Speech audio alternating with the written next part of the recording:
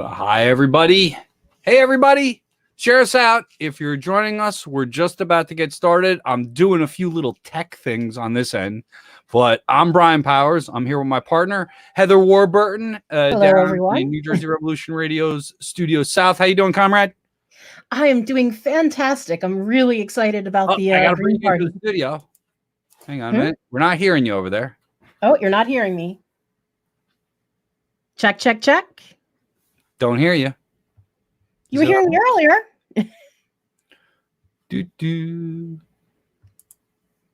Huh. All right. See a little technical. Can you hear me? Just getting started already with the technical issues.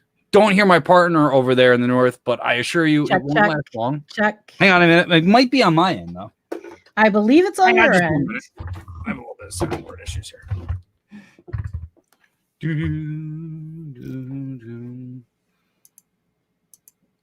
Can you hear me now? Oh, now I can hear you. There you go. All right. Yep. Sorry about that. Literally just this. You saw it just as soon as I go live. My soundboard fell into my lap. It is Murphy's Law, and anything that can go wrong here on New Jersey Revolution Radio will go wrong on New Jersey Revolution Radio. Yeah. But it is really an awesome day. There you go. Hold on one second. Let me just join here. And so what we're hearing right now in the background is the Green Party of New Jersey Convention getting started. And they're just letting the room fill up a little bit. I am setting up some audio stuff. But Heather, maybe you can explain to our audience on the live stream while I get the audio piped in what's going on here today.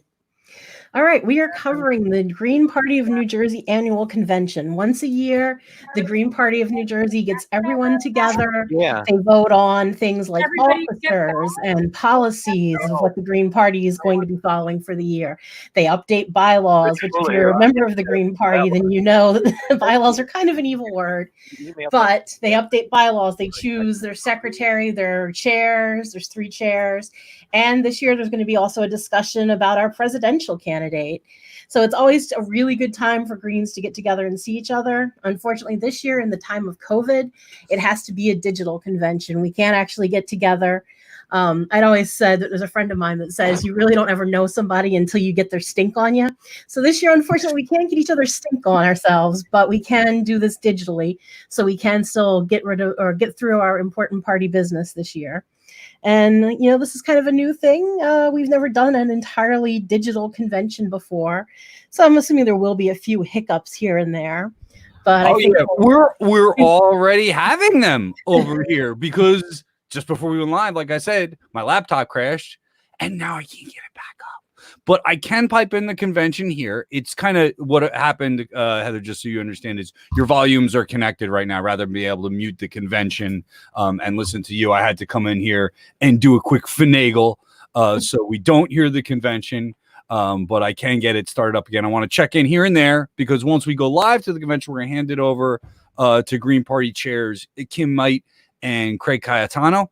And then we will be popping in to let people know what's going on, give a little perspective as the Green Party. So I appreciate you bearing with us. Let's pop in right now. And let's just see real quick if they are starting the convention here. They're still screwing around. I'm trying to shift out of the glare here. Sounds like they're shifting out of glare and screwing around. Am I on the here. Right page? Kim told me this was the convention. And yep. Yeah. So they're not quite ready for us. Not quite. But that's really good because it gives us some time to talk here and get ready for a couple of exciting people. And one of whom is we have to talk about Margaret Kimberley. Margaret Kimberley is somebody who I spent a weekend in a house with at the last Green Party national convention in Salem, Massachusetts. Works on the Black Agenda Report, has a new book out, Prejudential, which we did an interview on New Year's Eve this year. On my show, New Jersey Revolution Radio Live here on the program. And she's just an amazing author, a great activist. And I have said it, and I will say it again, I'm so envious of Black Agenda Report. I still feel like it's the best media in America right now. I haven't found it. And if New Jersey Revolution Radio could just get to half of that level, like the impact we could have is amazing. They are doing amazing work over there and have been for a while. So yeah, their level that they are at, we're not quite there yet, but we can strive our best to get close to their level. And Margaret Kimberley is going to be speaking a little bit later. I don't know the exact time because I don't have the agenda in front of me, but she's going to be doing a presentation, I think in the early afternoon, or I guess it's already early afternoon. Do you know what time she's going on? Yeah, Margaret Kimberley is due up at 2 p.m. on the agenda. So, that'll be part of it. We're looking forward to the Green Party of New Jersey checking in on them. I think we got a good amount of people on this. They got a good amount of people in on this, and that's Craig Cayetano talking right now. Can't even see everybody. You gotta hit Sounds like they're just getting ready, but they do have a nice crew. I can't see how many participants. There's 30 people in the room already. We've got a bunch of people watching on our streams. So people are coming in and like it's a convention. So people will hopefully be coming in and out. The agenda's out there. The agenda's on the post that you're watching on your live streams, as well as out there in your emails and stuff. But yeah, Margaret Kimberley is there. Did you read Prejudential yet, Heather? I'm not sure. No, I have not had chance yet. Things have been a little wild here in NJRR South, and we've had a tree fall over and damage some stuff at the house. So been a little busy recently. In true, like I said, anything that can. Will, let me see here. Like Craig's talking. Let's see if he's taking charge of the meeting yet. And let's go around. Let's all do introductions. All right. So they're getting ready to do introductions, comrade. I'm going to pop out. I'm going to let Craig and them take over the show right now, do a little bit of screen sharing. Heather and I will be keeping an eye on things, and we'll let you guys know, as the Green Party Convention unfolds, how you can participate. Share this out. If you need Zoom room access, of course, you can still get in there if you're a Green Party member. I will be scrolling on the bottom how to sign up for the Green Party in a few minutes. If you want to join the convention in progress, they're going to be electing officers and doing some party business later on, so feel free to join. But right now, before we go, Heather, do you want to say anything before we pop over to the convention? Nope, just it's going to be a fun, exciting day, and I'm glad to be here and reporting on it. All right, sister. We'll see you as the day progresses. We'll be talking more about things going on here, including your recent interview that's coming up with Howie Hawkins. So we'll be talking more about that as the day progresses. Enjoy the Green Party Convention, everybody. Share this out. Inbox us. Communicate. This is a virtual thing today. So comment on the stream, and we look forward to you participating in this convention from the safety of your homes. Peace. Discouraged with what happens in the Democratic Party. We are the third party. Most people say we need a third party. Well, this is the third party. And I hope people will come, and join, not only maybe as a member, but also help out, with different things.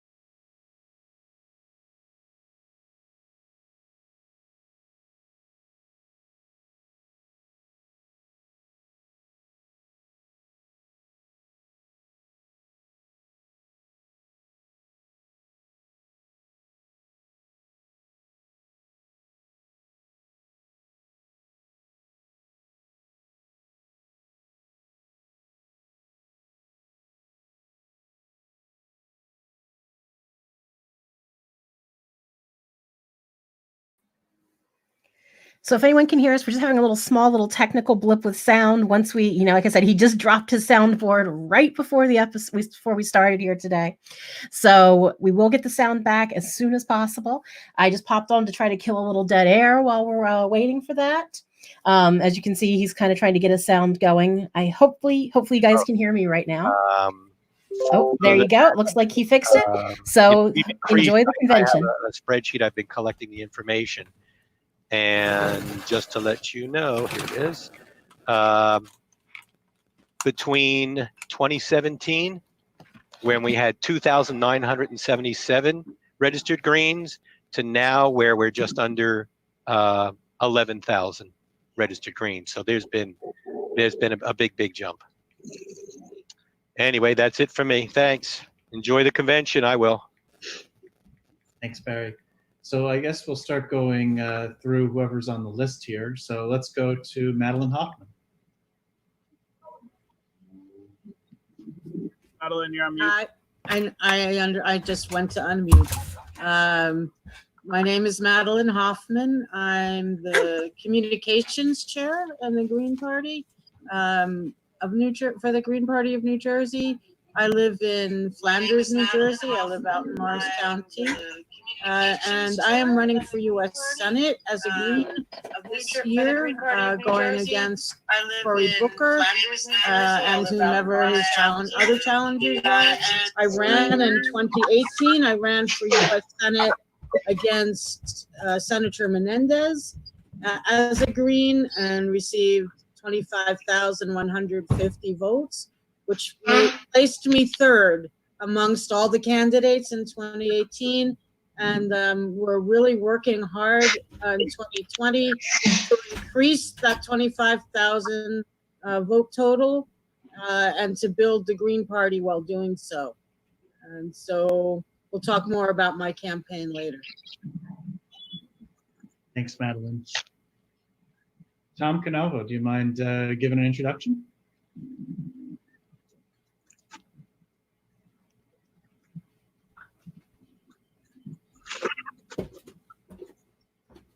Hello.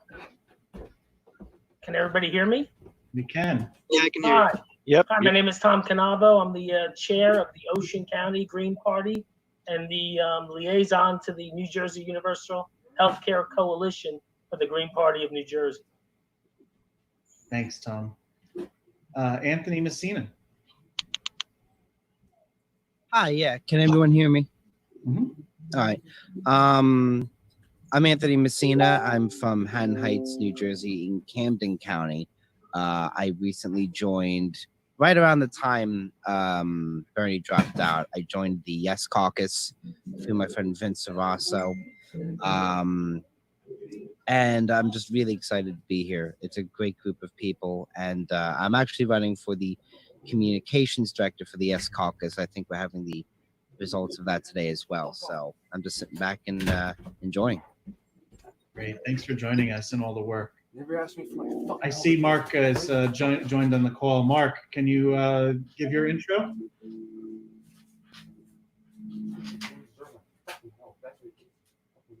Maybe not. We'll come back to Mark. Heather, do you mind giving an intro?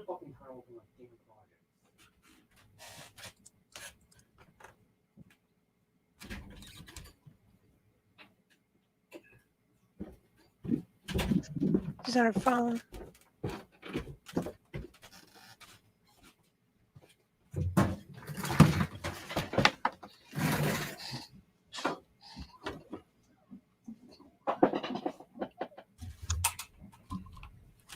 Sorry, guys. I was on the live stream, so I wasn't didn't have my audio turned on here. I'm Heather. I'm from Atlantic County. I've been a Green probably about 4.5 to 5 years now, and I was one of the state chairs like 2 or 3 years ago. So I'm looking forward to the convention. Thanks, Heather. Hi, Patricia. Do you mind giving an intro?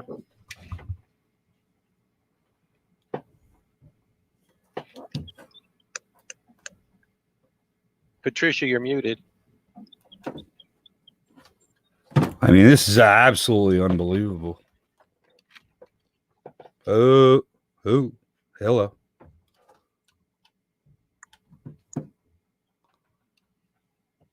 She's unmuted now. She should be able to talk. Check one. Can anybody hear me at all? And have your speaker's permission set. Okay, how about now?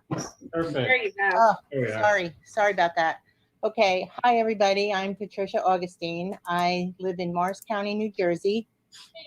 I am a former Bernie senator, and I dem exited in Entire 2016. fucking studio just and I fell went on top of me. unaffiliated, Jesus and I'm now Christ! a registered Green Party member, and I'm happy to be here today. Goddamn avalanche is Thanks, what you Patricia.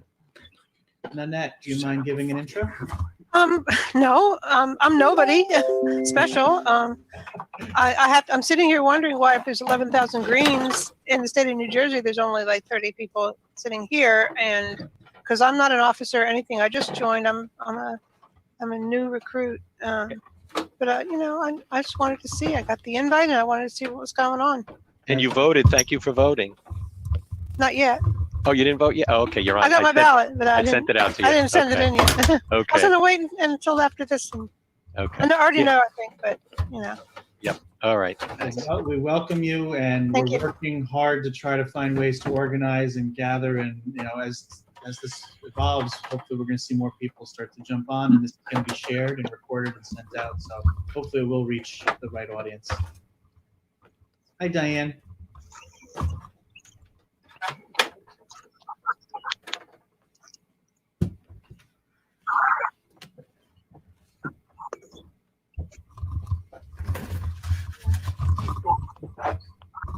Hi, everyone. Warburton County, and I'm really excited to see so many of our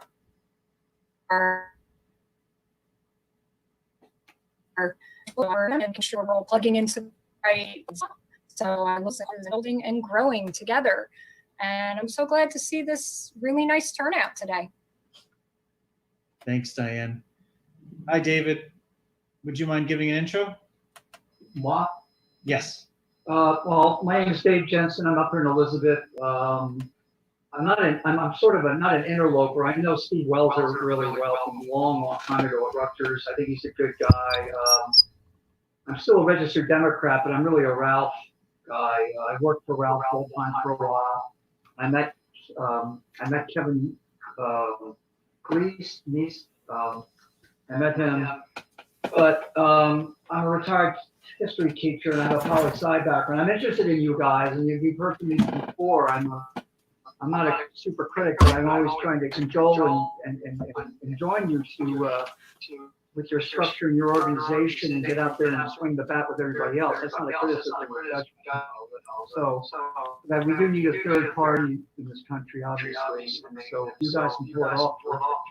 So I'm here mostly as an observer at the permission of Great. Thank you, Dave. And yes, we definitely are working hard. I've been here since 2016. Slowly, and we've been building this party, and hopefully we're going to grow even further after this, going on to November. Anthony, do you mind giving a quick intro? Of course, I'll be glad to give a quick intro. So, my name is Anthony Samaniego. I joined the Green Party, the Yes Caucuses of New Jersey and Eco Socialists, like around March when the quarantine started. I think it was a little before Bernie dropped out, and I'm currently running for Vice Chair of the Yes Caucuses. I hope to be more involved and to take more action for the community and for the campaign. Thank you. Thank you. Matthew. Hi, everyone. My name is Matthew Skolar. I am from Hudson County. I am a member of the Yes Caucus, the Young Eco Socialists. I am running for chair, and I'm here today to enjoy the convention, obviously, and also to hear the results. Great. Thanks so much, Matthew. Stuart. Hi. Am I muted? I am good. All right. I'm Stuart Chen Hayes. I actually am wearing my former green shirt. I moved back to Middlesex County, had lived here for about 15 years, was in Bucks County for 4 years, ran for office and won as a judge of elections on the Green Party. So I've been a Green for 4 years. Did not connect with you all until about 2 weeks ago, and now have permission to be resurrecting Green Party New Jersey on Twitter. So if you are not on Twitter, that is the place to be. And I would be happy to follow you. We've been having lots of fun. I'm a professor in CUNY. I have a background in communications, but I teach school counseling. And I'm open to doing secretarial things for you all. And if you're watching the chat, I'm giving a visual for what everybody is put up. So I feel very welcome, happy to help organize. And I'm in Highland Park in the north of Middlesex County. Great. Thanks so much for coming aboard, Stuart. We greatly appreciate it. And trust us, we're going to get you a newer Green Party shirt to have. Julie, do you mind giving an intro? Hi, happy May Day, everybody, although it's daylight. I lived in New Jersey. I was up in Massachusetts, a member of the Green Rainbow. We were the Green Rainbows up there. Since 2003, I was the co-chair, 2004-05. My main interests are anti-war and Palestine. Great, thanks. So great to have you join us. And Susan, do you mind giving an intro? I'm Susan Gordon. I live in North Plainfield. I've been with the Green Party a couple of years, and I'm really glad to be here.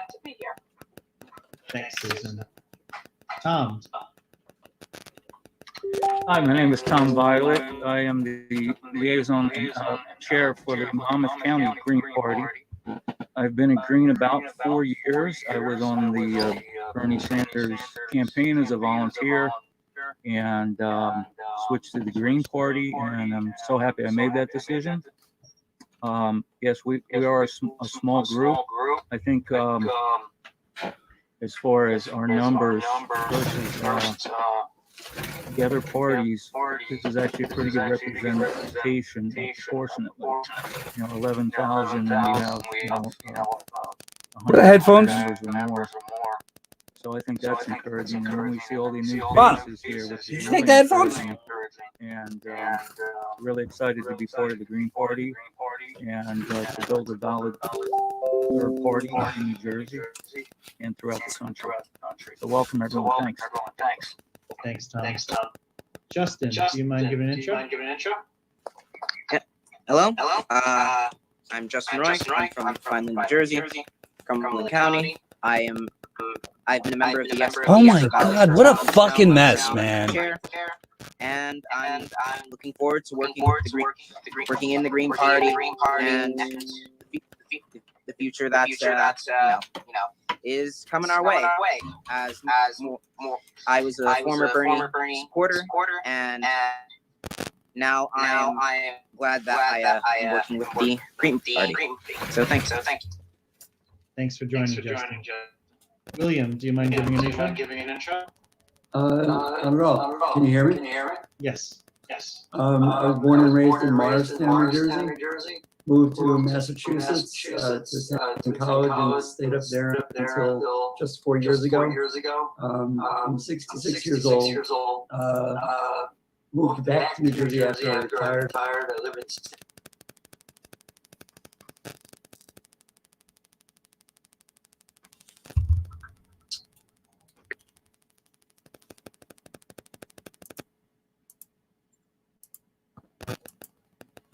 Yeah, I'm Jacob Milford.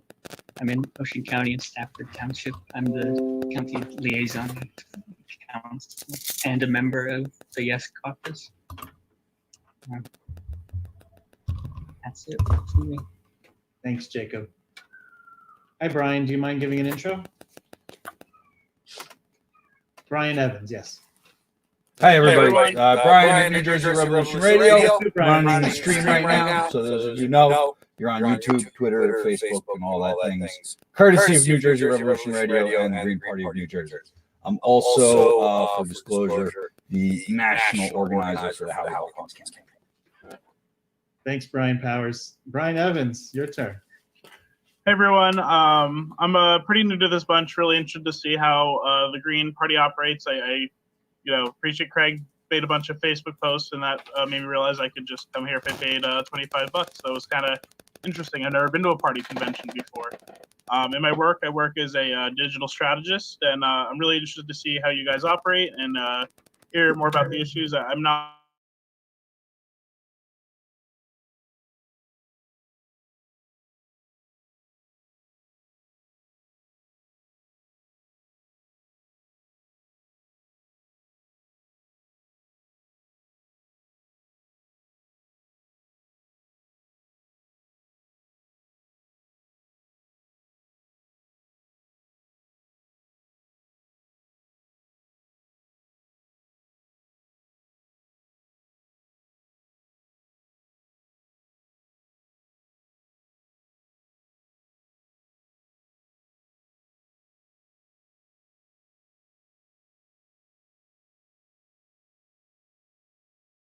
On our website to have a request form.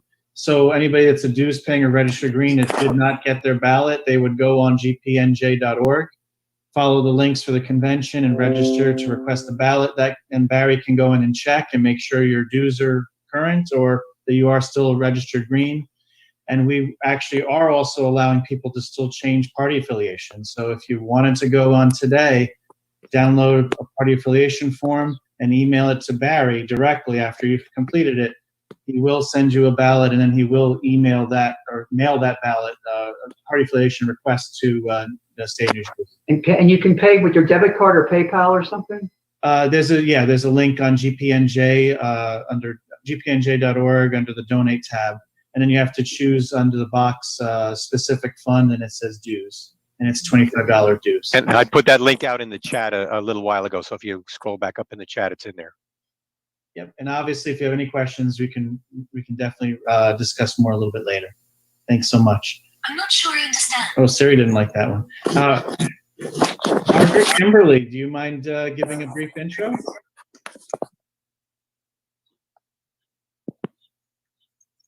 Unmute. Hello, everybody.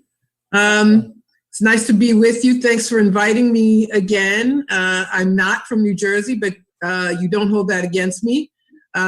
So I'm glad to be back this year and to talk about why the Green Party is so important. I'm a columnist at Black Agenda Report, a member of the steering committee of the Green Eco-Socialist Network, which is almost a year old, and first-time author of the book Prejudential, Black America and the Presidents.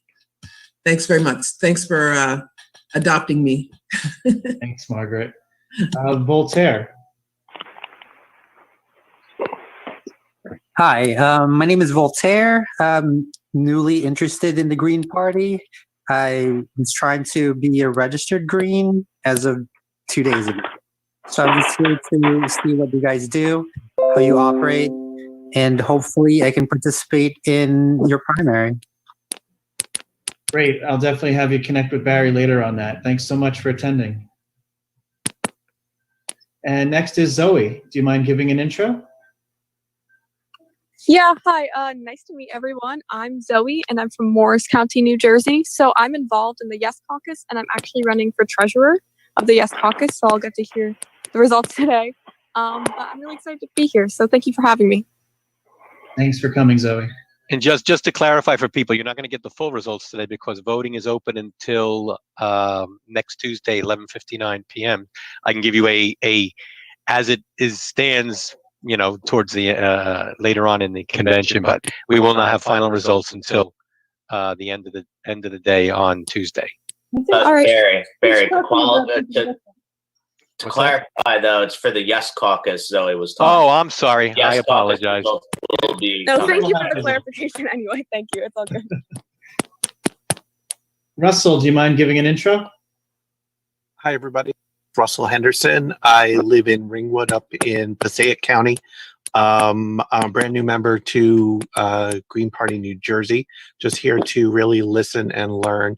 A lot of years ago, I was involved with the Greens and the Green Party in New Hampshire. Great. Thanks so much, Russell. Next, Donna, do you mind giving an intro?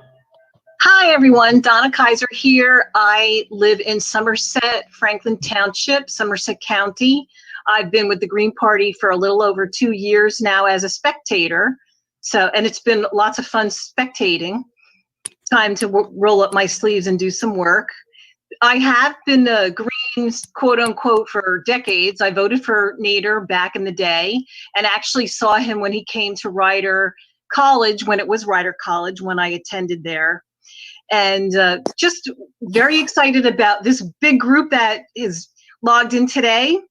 I really think this is going to be a springboard to something huge, especially with the youngsters that are getting involved in the Yes Caucus. I am really, really pumped up about all of you young people teaching us older people some new tricks and us passing down our knowledge to you. So with that, I'll pass it back to Craig, and just, it's great to be here with all of you. Thanks.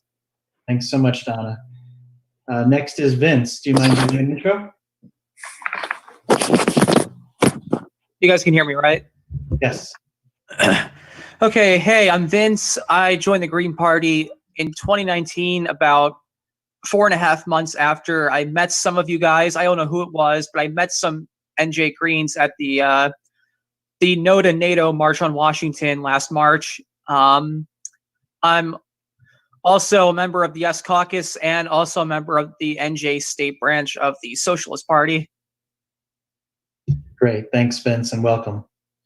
I see an 856-708-6235 number. Yeah, that's Rich Fuller here. Hi, everybody. I go way back to Earl Grey, and I am so proud to have this opportunity to share with you what an inspiration Earl was. Here's a man who, in his last years of life, came to the Green Party convention up in on Rutgers campus in a wheelchair. He was at the time an officer of the Green Party, which he had been many times before. He was in a wheelchair. He had oxygen going up his nose. This man was totally dedicated in Monmouth County, and I'm so proud to have succeeded him in many years before Tom Violet took over. I'm in Burlington County now. But here's the message I really want to get across is how much Earl loved the Green Party. He left $25,000 to the Green Party. Let that sink in. The next time Madelyn Hoffman needs a donation, or Craig, or anybody else, or your annual membership comes and, you know, the minimum might be $35. Don't ever forget Earl.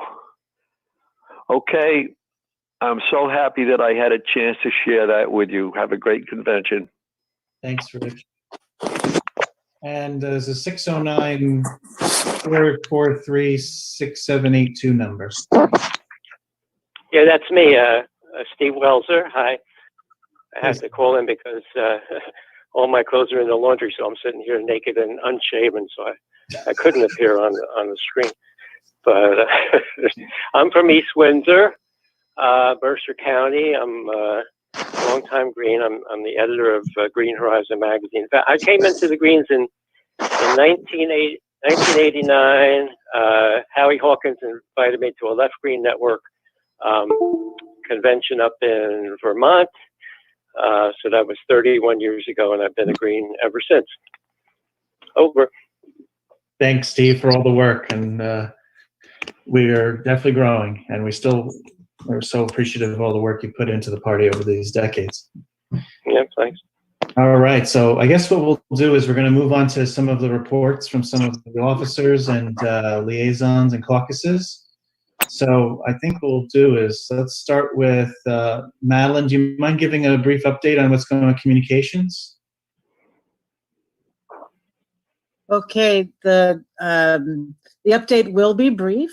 I am the coordinator of the communications committee, but I'm also running for political office.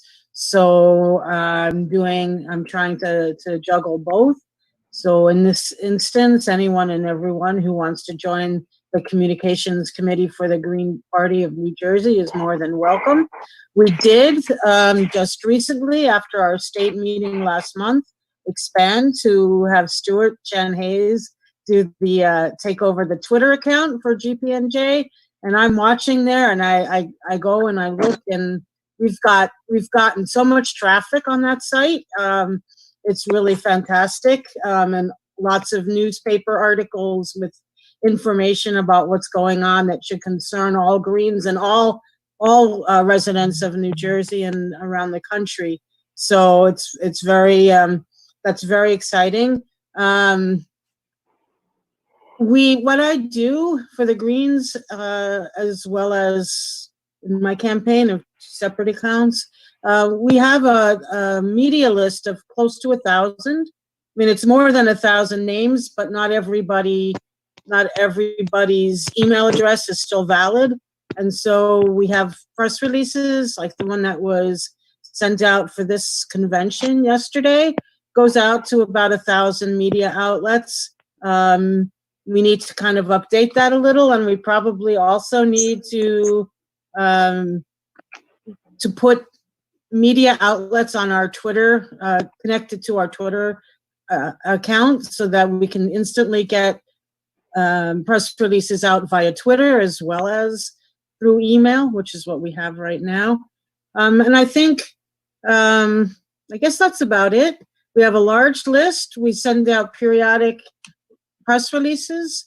For a while there, during campaigns, we were sending out maybe 2 a week, and it will continue. It's a very good outlet, and we have a few reporters who have become friends of ours, in the sense that they publish just about everything we send out. So we're building media relationships and media reach, but we need more help and more reach than we have right now. So that's my report. Thank you. Are there any questions? I don't know how you want to handle questions, Craig. Sure. If anybody has any questions or comments, please go right ahead and ask.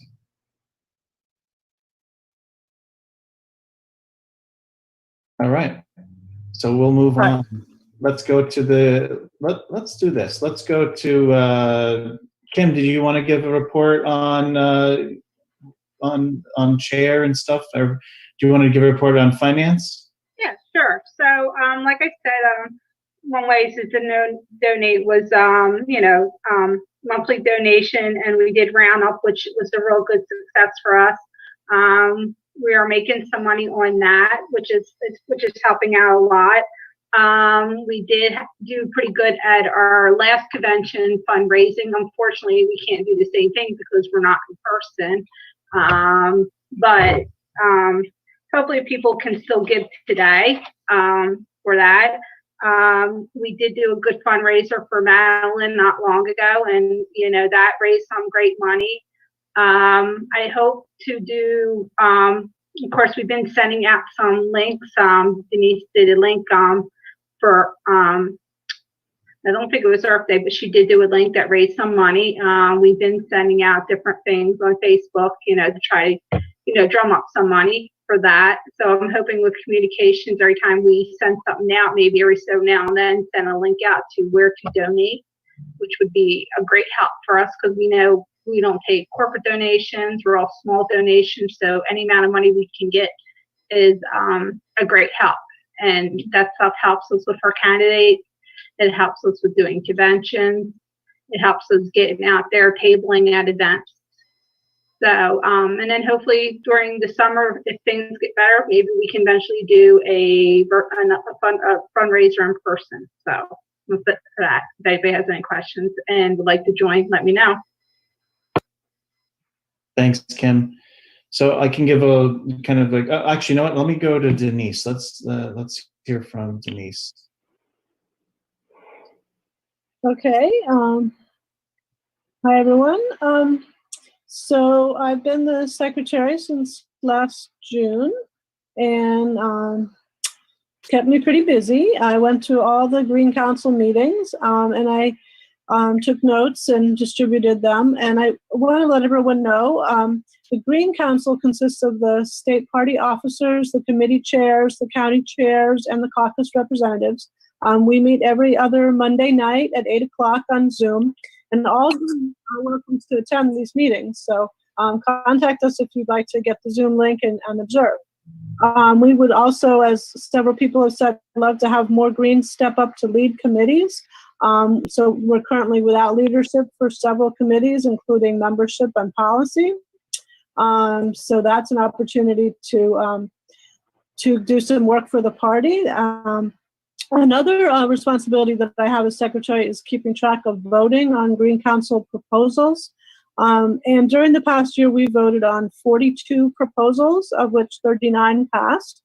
And 25 of them were proposals for our party to endorse actions or letters or co-sponsor events that were led by organizations who share our values. For example, U.S. Peace Action, New Jersey Universal Health Care, Empower New Jersey, Close the Camps. There's lots more.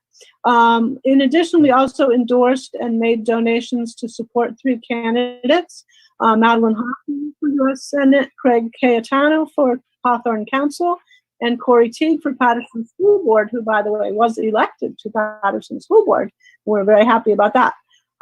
So we try to have a statewide meeting once a month with all the interested Greens. So during the past year, we did have 8 meetings at various locations around the state. And then we had an online meeting in March. So if you received an email about a meeting, it probably came from me. I use our Action Network software to maintain our database of Greens and to send out email blasts. And one last thing I want to mention, over the past few months, I undertook a pretty ambitious project to try to identify the email addresses of as many registered Greens as possible so that we could invite them to vote in our presidential primary. And unfortunately, the list of 10,326 registered Greens that's provided by the state does not include email addresses. And going door to door is not only impractical, but of course impossible at present. So working with our elections Barry Bender, I reviewed the list of registered Greens in each of our 21 counties and used Excel to match up the activists with the Greens so that we could identify people who were in our database which have email addresses. And so this project actually took me 60 or 70 hours, but it resulted in the party being able to contact over 400 registered Greens to invite them to request a primary ballot. And I noticed that some of you are here today, so that makes me happy. And as part of this project, I also made sure that all the current registered Greens are tagged in our database as registered. And this enabled Barry to verify voting eligibility for the presidential primary, and will also allow the party to send targeted email blasts to registered voters to get out the vote for our state candidates in the general election. I was disappointed to see how little overlap there was between our database and our voter list. They both had over 10,000 people. So I want to encourage those of you who are in our database but are not registered Green to update your party affiliation. And those of you who are registered Green but are not in our database to sign up for our database by going online to our website, to gpnj.org, so that we'll know your email address and we'll be able to contact you about events and candidates. It's been an honor to serve as your party secretary for the past year. Thank you so much, Denise. You've done such an amazing job for us, and you know we're gonna move forward, and hopefully we'll still be able to. You know, our next secretary is going to do at least to the same level as work as you have. I see we have 2 more people have come on the stream. Let's see, Jaime, do you mind giving us a quick intro, if possible? Or maybe not. Until Jaime can get that straight, maybe Barbara, do you mind giving just a brief intro? Well, my name is Barbara Tenbrook. I live in Somerset County. I, excuse me, am interested in county history. I just got out of the garden. I've been mulching and I'm going to be coughing. But I'm on the board of a few historical. Oh, wait, I don't have my mask on. No, I did have my mask. And I was invited to listen in today and learn more about you. Okay? Great. Thanks, Barbara. Thank you for joining us. Jaime, how we doing?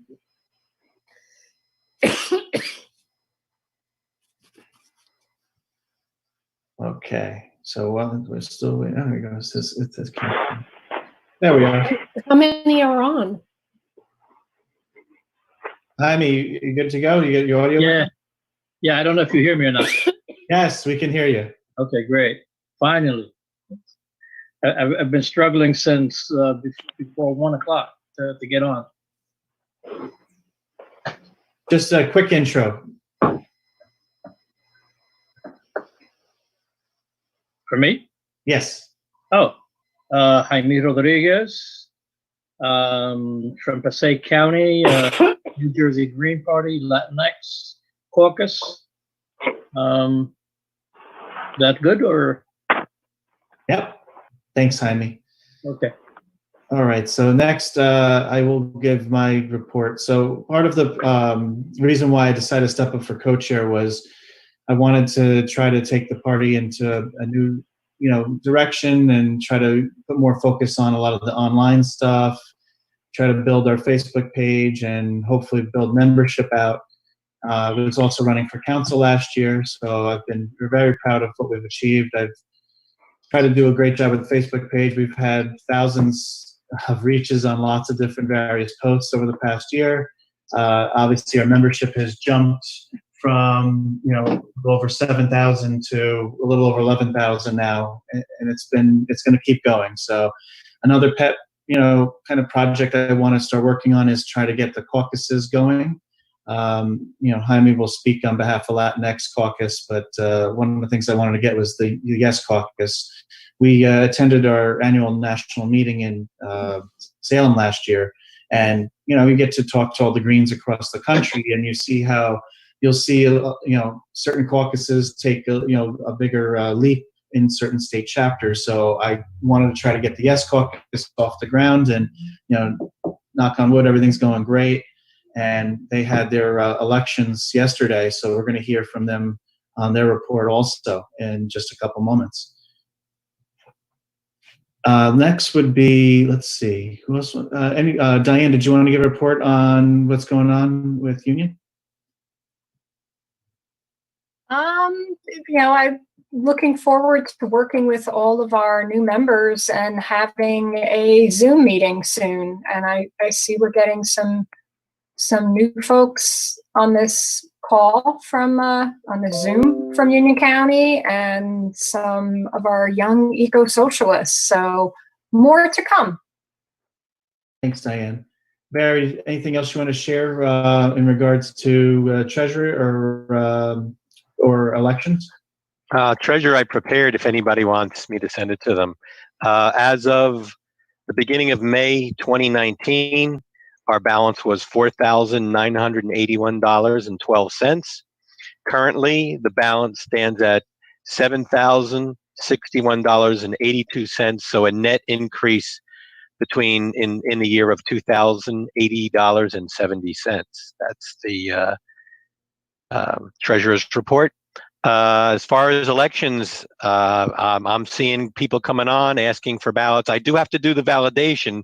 So if I send out a note to you, if you could reply back, because a couple people, I believe, I don't know if they're on the call now or not, I went to look them up on the full voter file in the county that they specified their address in, and I didn't find them. I have a spreadsheet that has all the registered voters in the state of New Jersey, and I can go and look and find out who a person, where they are, what they're registered as, etc.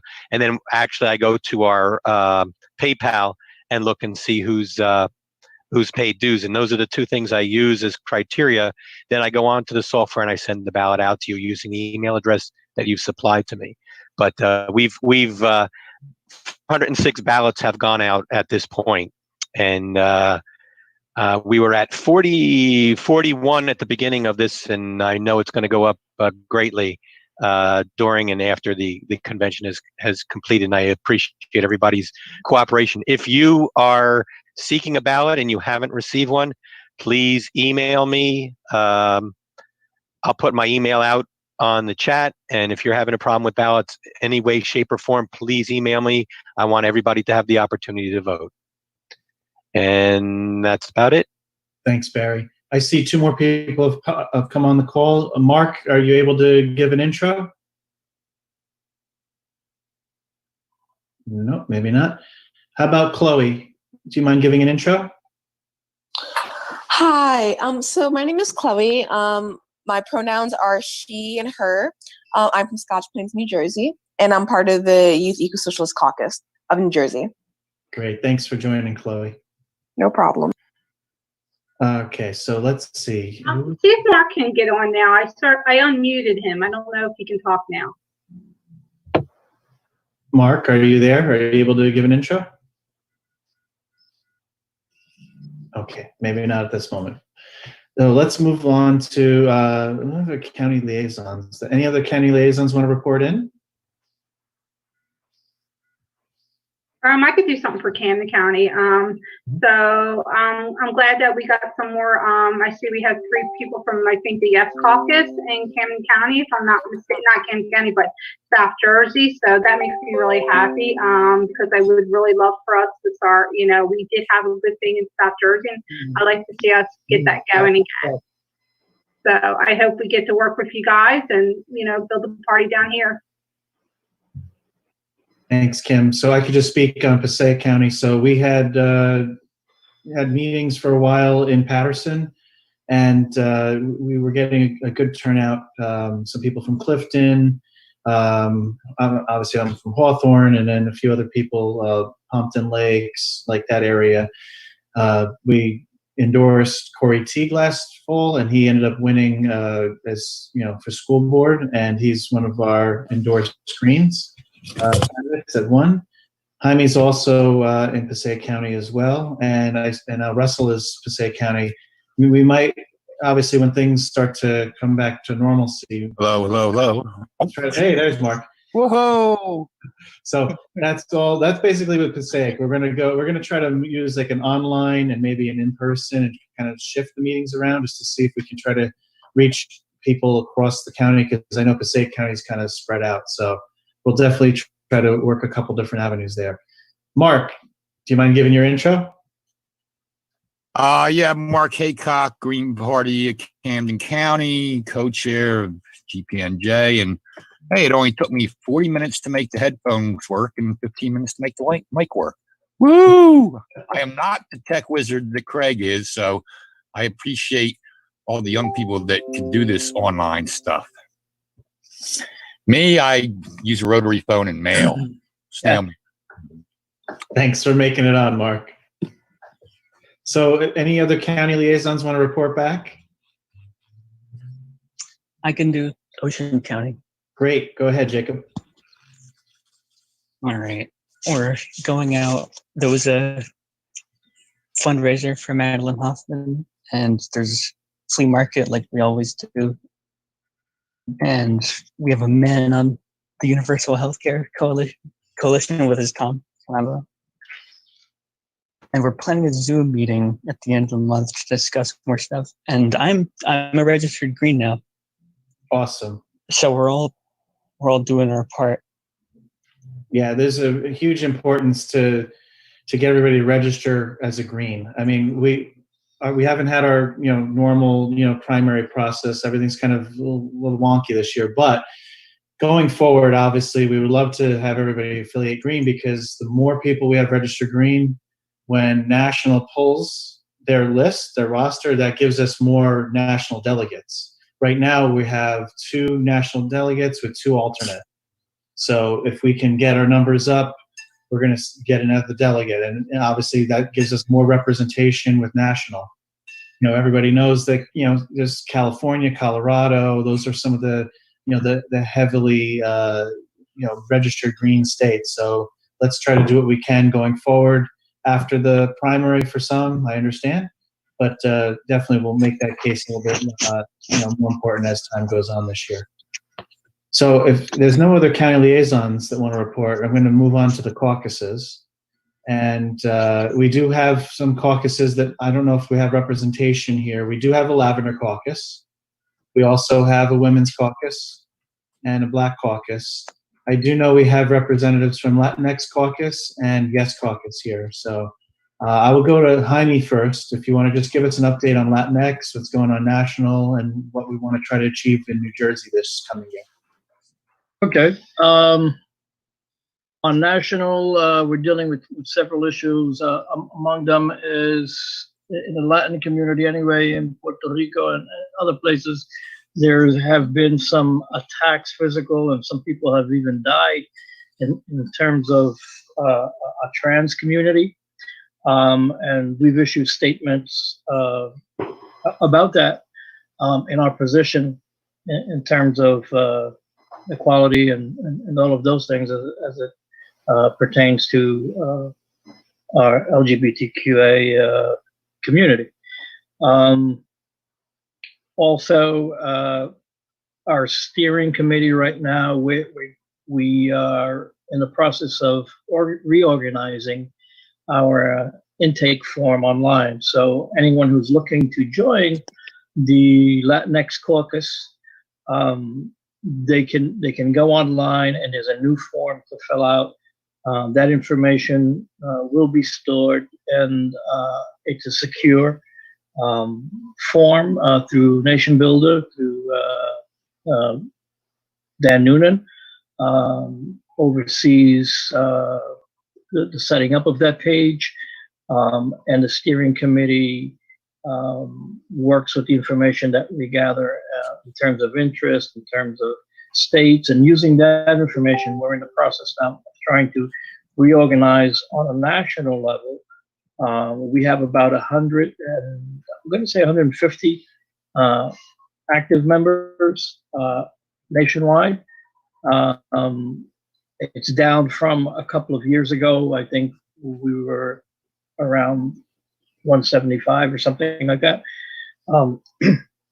And we're looking now to go back and reorganize by state. Each state organize a caucus, a Latinx caucus in each one of those states. So we want current data. We want, very important now, is emails. So we're looking at all of that information, gathering that, and moving forward with that. On a New Jersey level, as most of you that work in Passaic County anyway know, that we've been working on several campaigns, and we've been trying to reorganize. We have some ideas as to which way we want to go. I've gotten permission from the steering council, the National Steering Council, to organize a draft, which is, I don't know if I can show this. This is Latinx Caucus. This is a draft, a manual that once it's done will be submitted, and this will be our guide to organizing the Latinx Caucus. It's quite a job, but it's a project that I felt we needed because we needed to set up infrastructure, and we needed to have sustainability, going into the future, and not reinventing the wheel every year or every 2 years. So that's part of it. So I'm looking forward to this year.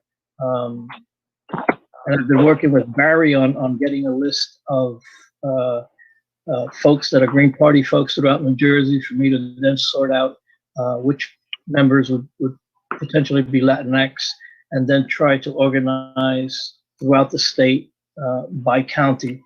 and set up Latinx in each county of New Jersey. So I think, that's part of the structure building. I think that would strengthen the Green Party in New Jersey. So it's major, but I think we have some good people on board, and we should be pretty successful with it. That's it. Great, thanks, Jaime. Matthew, do you mind giving us an update on the Yes Caucus and share the results and what your plans are hopefully for the next year? Sure thing. Excuse me. What is? Sorry. Can you explain to me what the Yes Caucus is? And are you a part of the Green Party? Or are you a supporting affiliate or something? Can you explain what that is? Sure. Yeah, he can definitely go over all that. Thank you. Sure. So the Young Eco-Socialist Caucus, for short, Yes Caucus, it is a national recognized caucus of the Green Party. We just started a caucus within the New Jersey Green Party also. We are open up to anybody under the age of 35. We currently have about 30 members here in New Jersey, but nationwide, I believe there's a few hundred or more. I'm not sure the exact number nationwide. Here in New Jersey, we've been on the ground since March. We've been slowly growing, and we have been taking some digital actions throughout the pandemic, including we did like a digital action calling Governor Murphy to cancel rents in New Jersey. We made some calls on Earth Day to Cory Booker. And yesterday we had some May Day actions that good. Okay. All right.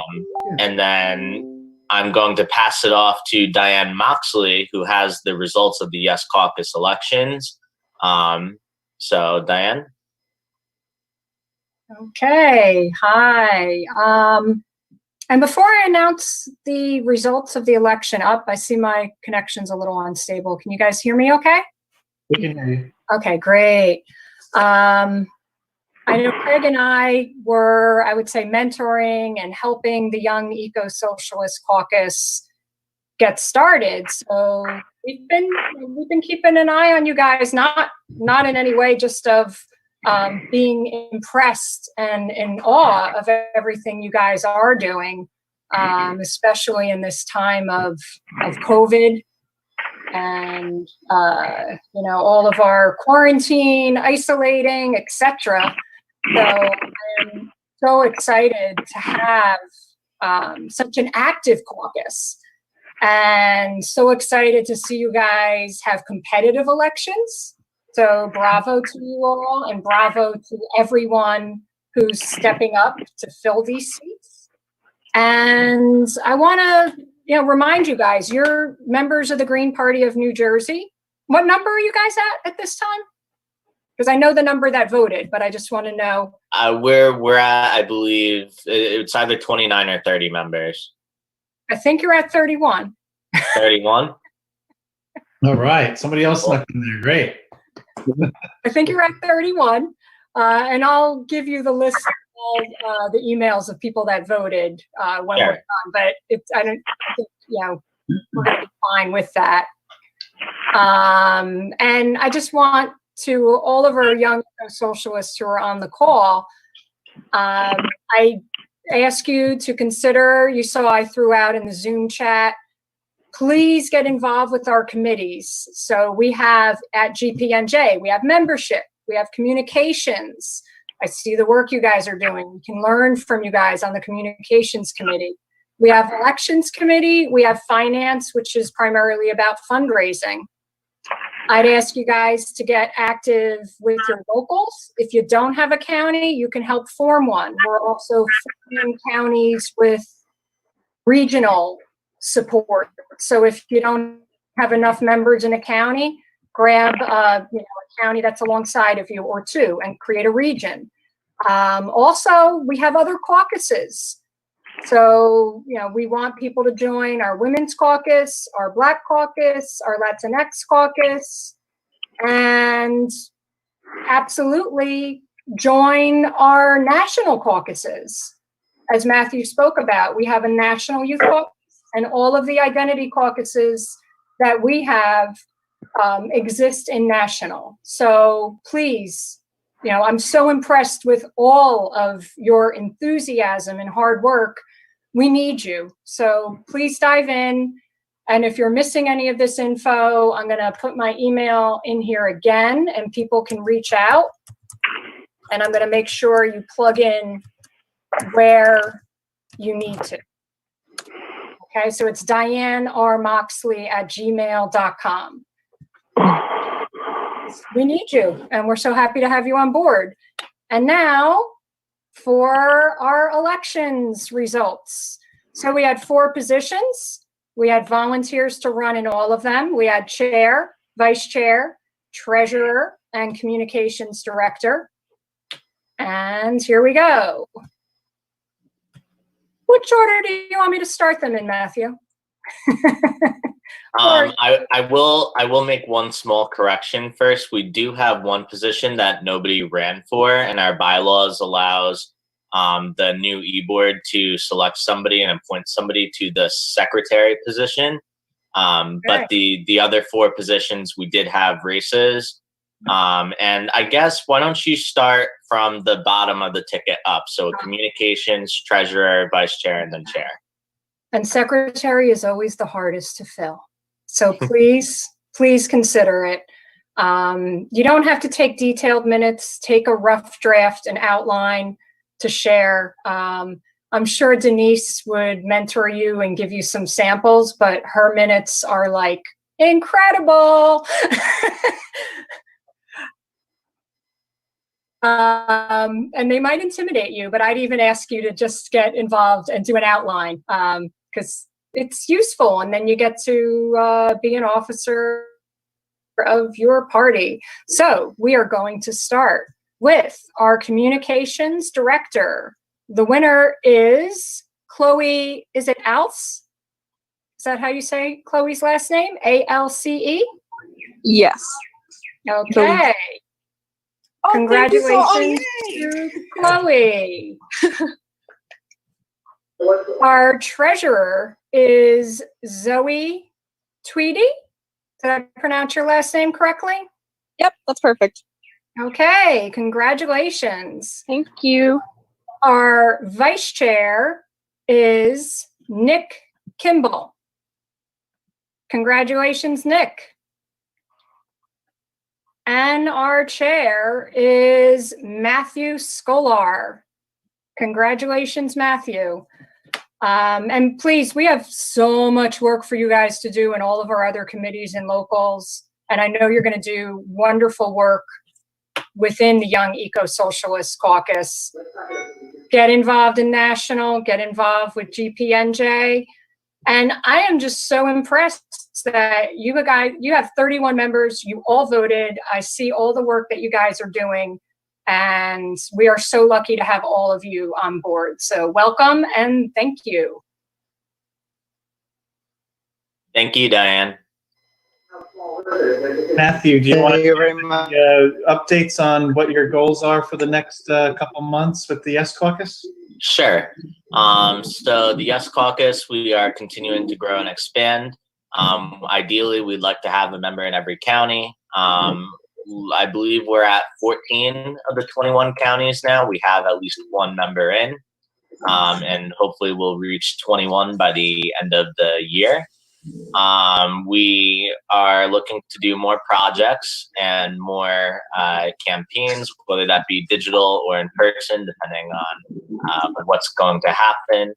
And I would say, obviously we want to empower youth and bring youth voices to the table, whether that be in the Green Party or just in politics in general. Great, thanks so much. And again, guys, we're so proud of all the work and organizing you're doing and the social media stuff. So anybody here who hasn't tapped into the Yes Caucus, obviously go on Facebook. They have a Facebook page. We will be updating our website and try to have specific branch out links to sign up directly. I'll be working on that project over the next couple weeks. Can I just jump in quick before we're off the youth topic, Youth Caucus? We have, as I said, the committees, some of them mirror things that people were running in membership, communications, election, finance, and fundraising. Sometimes we've had co-chairs. So I think it would be great to have some of our yes members co-chairing some of our state committees, or at least maybe vice chairing. And I think it would be a great way to build our relationships. So thanks. Sorry, I had to step out real fast, but I was wondering if I could just get an update on what I missed with the Yes Caucus. What did you hear? We announced the election winners, and I was also just saying we were so lucky to have basically every position filled for the people running for office. We had everybody respond to the election ballots, so that's excellent. Do you need me to read off the results quick? No, actually, Stuart put them in the chat, so I'll just look over that. Okay, and again, I'm just going to reiterate, all of our committees could use help, and yes, caucus leadership. There's positions in all of our state committees. So if you didn't win your election, I would ask you to consider getting involved with our committees and other caucuses and national. So thanks, guys. Yeah, definitely, you can definitely overlap and assist with anything. I know comms could always use a hand. Madelyn, you want to just Yes, I just wanted to say that a couple of things. One is, if you ran for an office and didn't win, I'm just reiterating what others have said. There's plenty of other work to do, and the chairs are going. The people who are officers are going to need a lot of help in doing what they have to do. I definitely could use communications help at the state level. This like the whole Green Party, and I know almost anybody under the age of 35 knows a heck of a lot more than I do about how to use social media and use it effectively, and can do in 30 seconds what might take me 3 hours to do.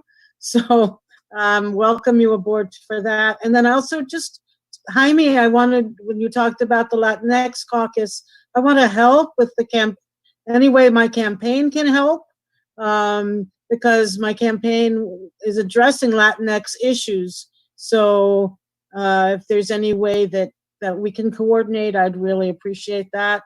And the same with the Yes Caucus. The campaign issues of the environment are very important to me, and love for us to coordinate activities, which I'm sure we will, but I just wanted to put that out there. Thanks. Thank you. Thanks, Madelyn. We're going to turn now to our guest speaker, Margaret Kimberley. And Margaret just released Prejudential. And I have my copy here. Thank you. I suggest everybody getting a copy. And if you had a chance to check out our press release for the convention, we put a hyperlink in there to order her book. Thank you. Everybody will be taking advantage of that link, and definitely, Margaret, if you want to, I'll try to share it in the chat as well while you speak. Thank you very much. Thanks so much, Craig. I know several of you. First of all, good afternoon, everybody. I know several of you came to a couple of my signings or at the UNAC conference in February. So thanks to all of you who supported that effort to chronicle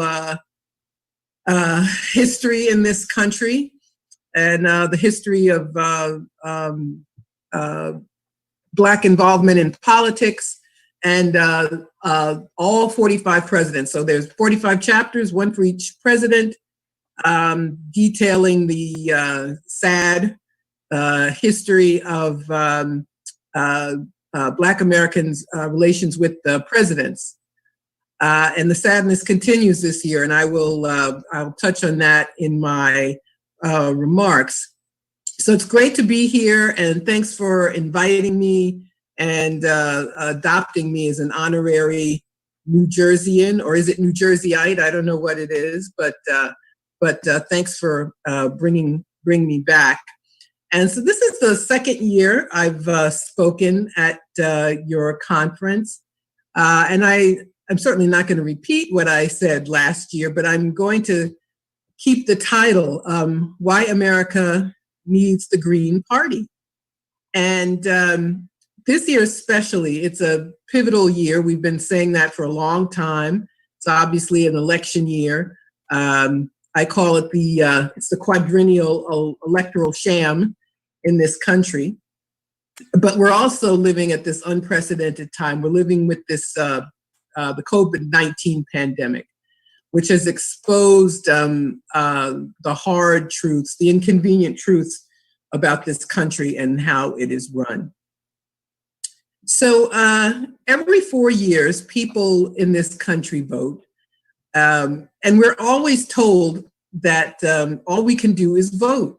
We're rarely encouraged to be active, to build a new party, to be involved locally. We're just urged to vote and to do little else. And this is a recipe for failure, obviously, because we have a system that doesn't respond to the voters. And I'm sure that many of you are aware of these studies which show that in this country, people rarely get what they vote for. Even if the party you want, that you favor, gets into office, you still don't get what you want. And that's because the system is, it's made to not to give you what you want. It's made to give other people and forces what they want, corporate interests most of all. And that could be big pharma, it could be the military industrial complex. The system is built for them. And millions of Americans, we are treated like rubes who are expected to show up, check off a box, and be happy with what we get. Except that people do want more. People want to have a better healthcare system. That means having a publicly run healthcare system, by the way. Affordable housing, education as human rights, as actual rights guaranteed to us, a strong safety net of a higher minimum wage, and so on. But unfortunately, we have a party, we have a duopoly of two major parties, and one of which is the pretend party, the pretend leftist party. But what we really have is a far-right party, the Republicans, and a center-right party, the Democrats. And actually, I'm not sure that the Democrats are center-right that much anymore.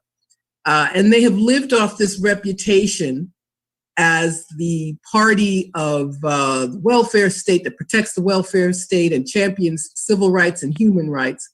But it hasn't done any of these things for a very long time.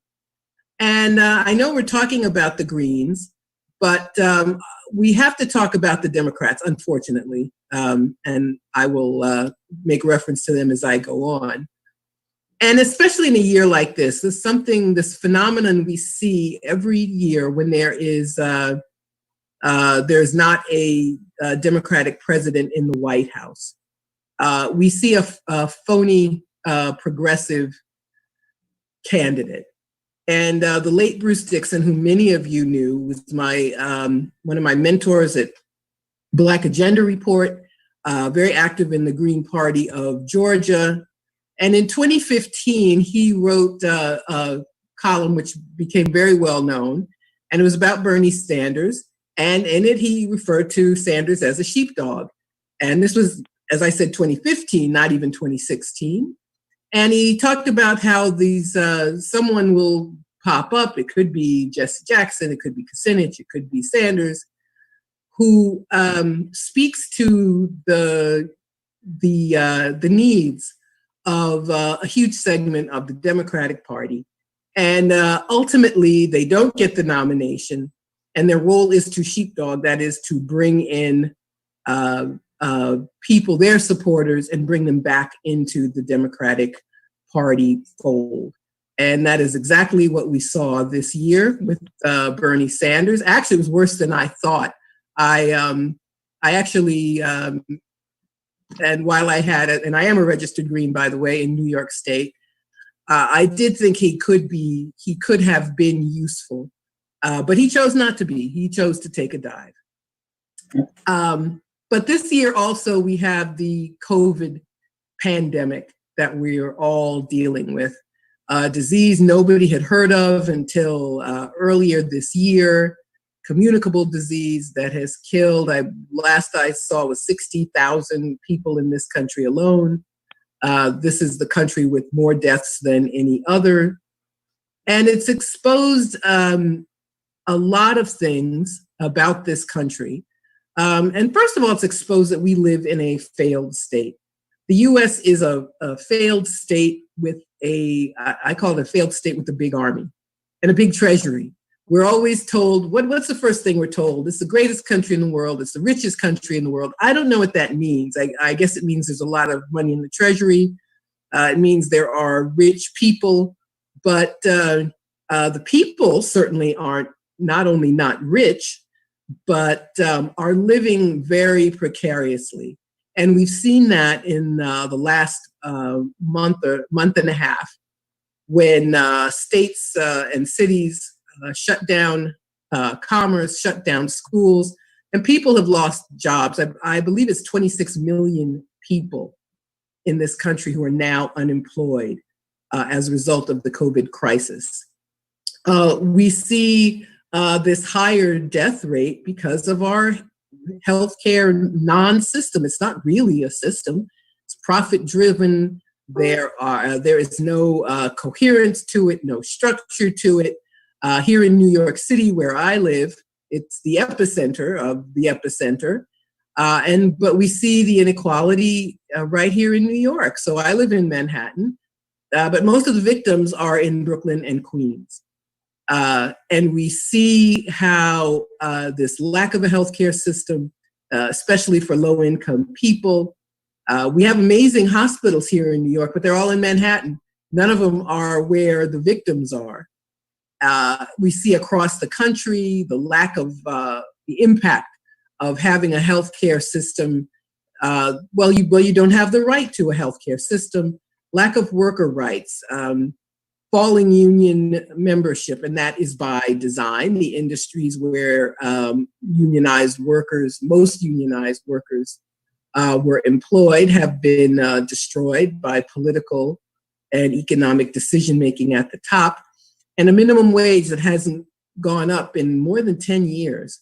So the time to present real democratic, small d, solutions and socialist solutions is now. And I want to say also, it's easy to focus on Trump. He is, well, after all, he is the president. It's hard not to pay attention to the president. But all of the issues I talked about were present before January 2017, when he was inaugurated. And he's made the work of the left harder. First of all, now we have this terribly low standard that somebody who doesn't meet our needs is better than Trump. What does it mean to be better than Trump? That doesn't mean anything. And we also see this attention focused on, it's hard not to pay attention to him especially. It's like Trump is like the accident at the side of the road, the car wreck you say you're not going to stop and watch, but you do. So he could be blaming China one day, the next day say use disinfectant, say he's not responsible, something crazy and horrible all the time. But let's talk about what this country was like even before this crisis struck. The economy was in trouble before. It was something not talked about much. Corporate media didn't mention it much. Most politicians outside of the Green Party didn't talk about it.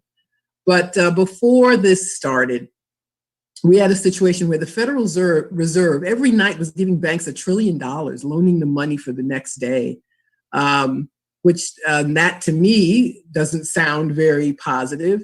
We have phony job numbers. So Trump would say that employment went up, and Obama and the rest of them used to do the same thing.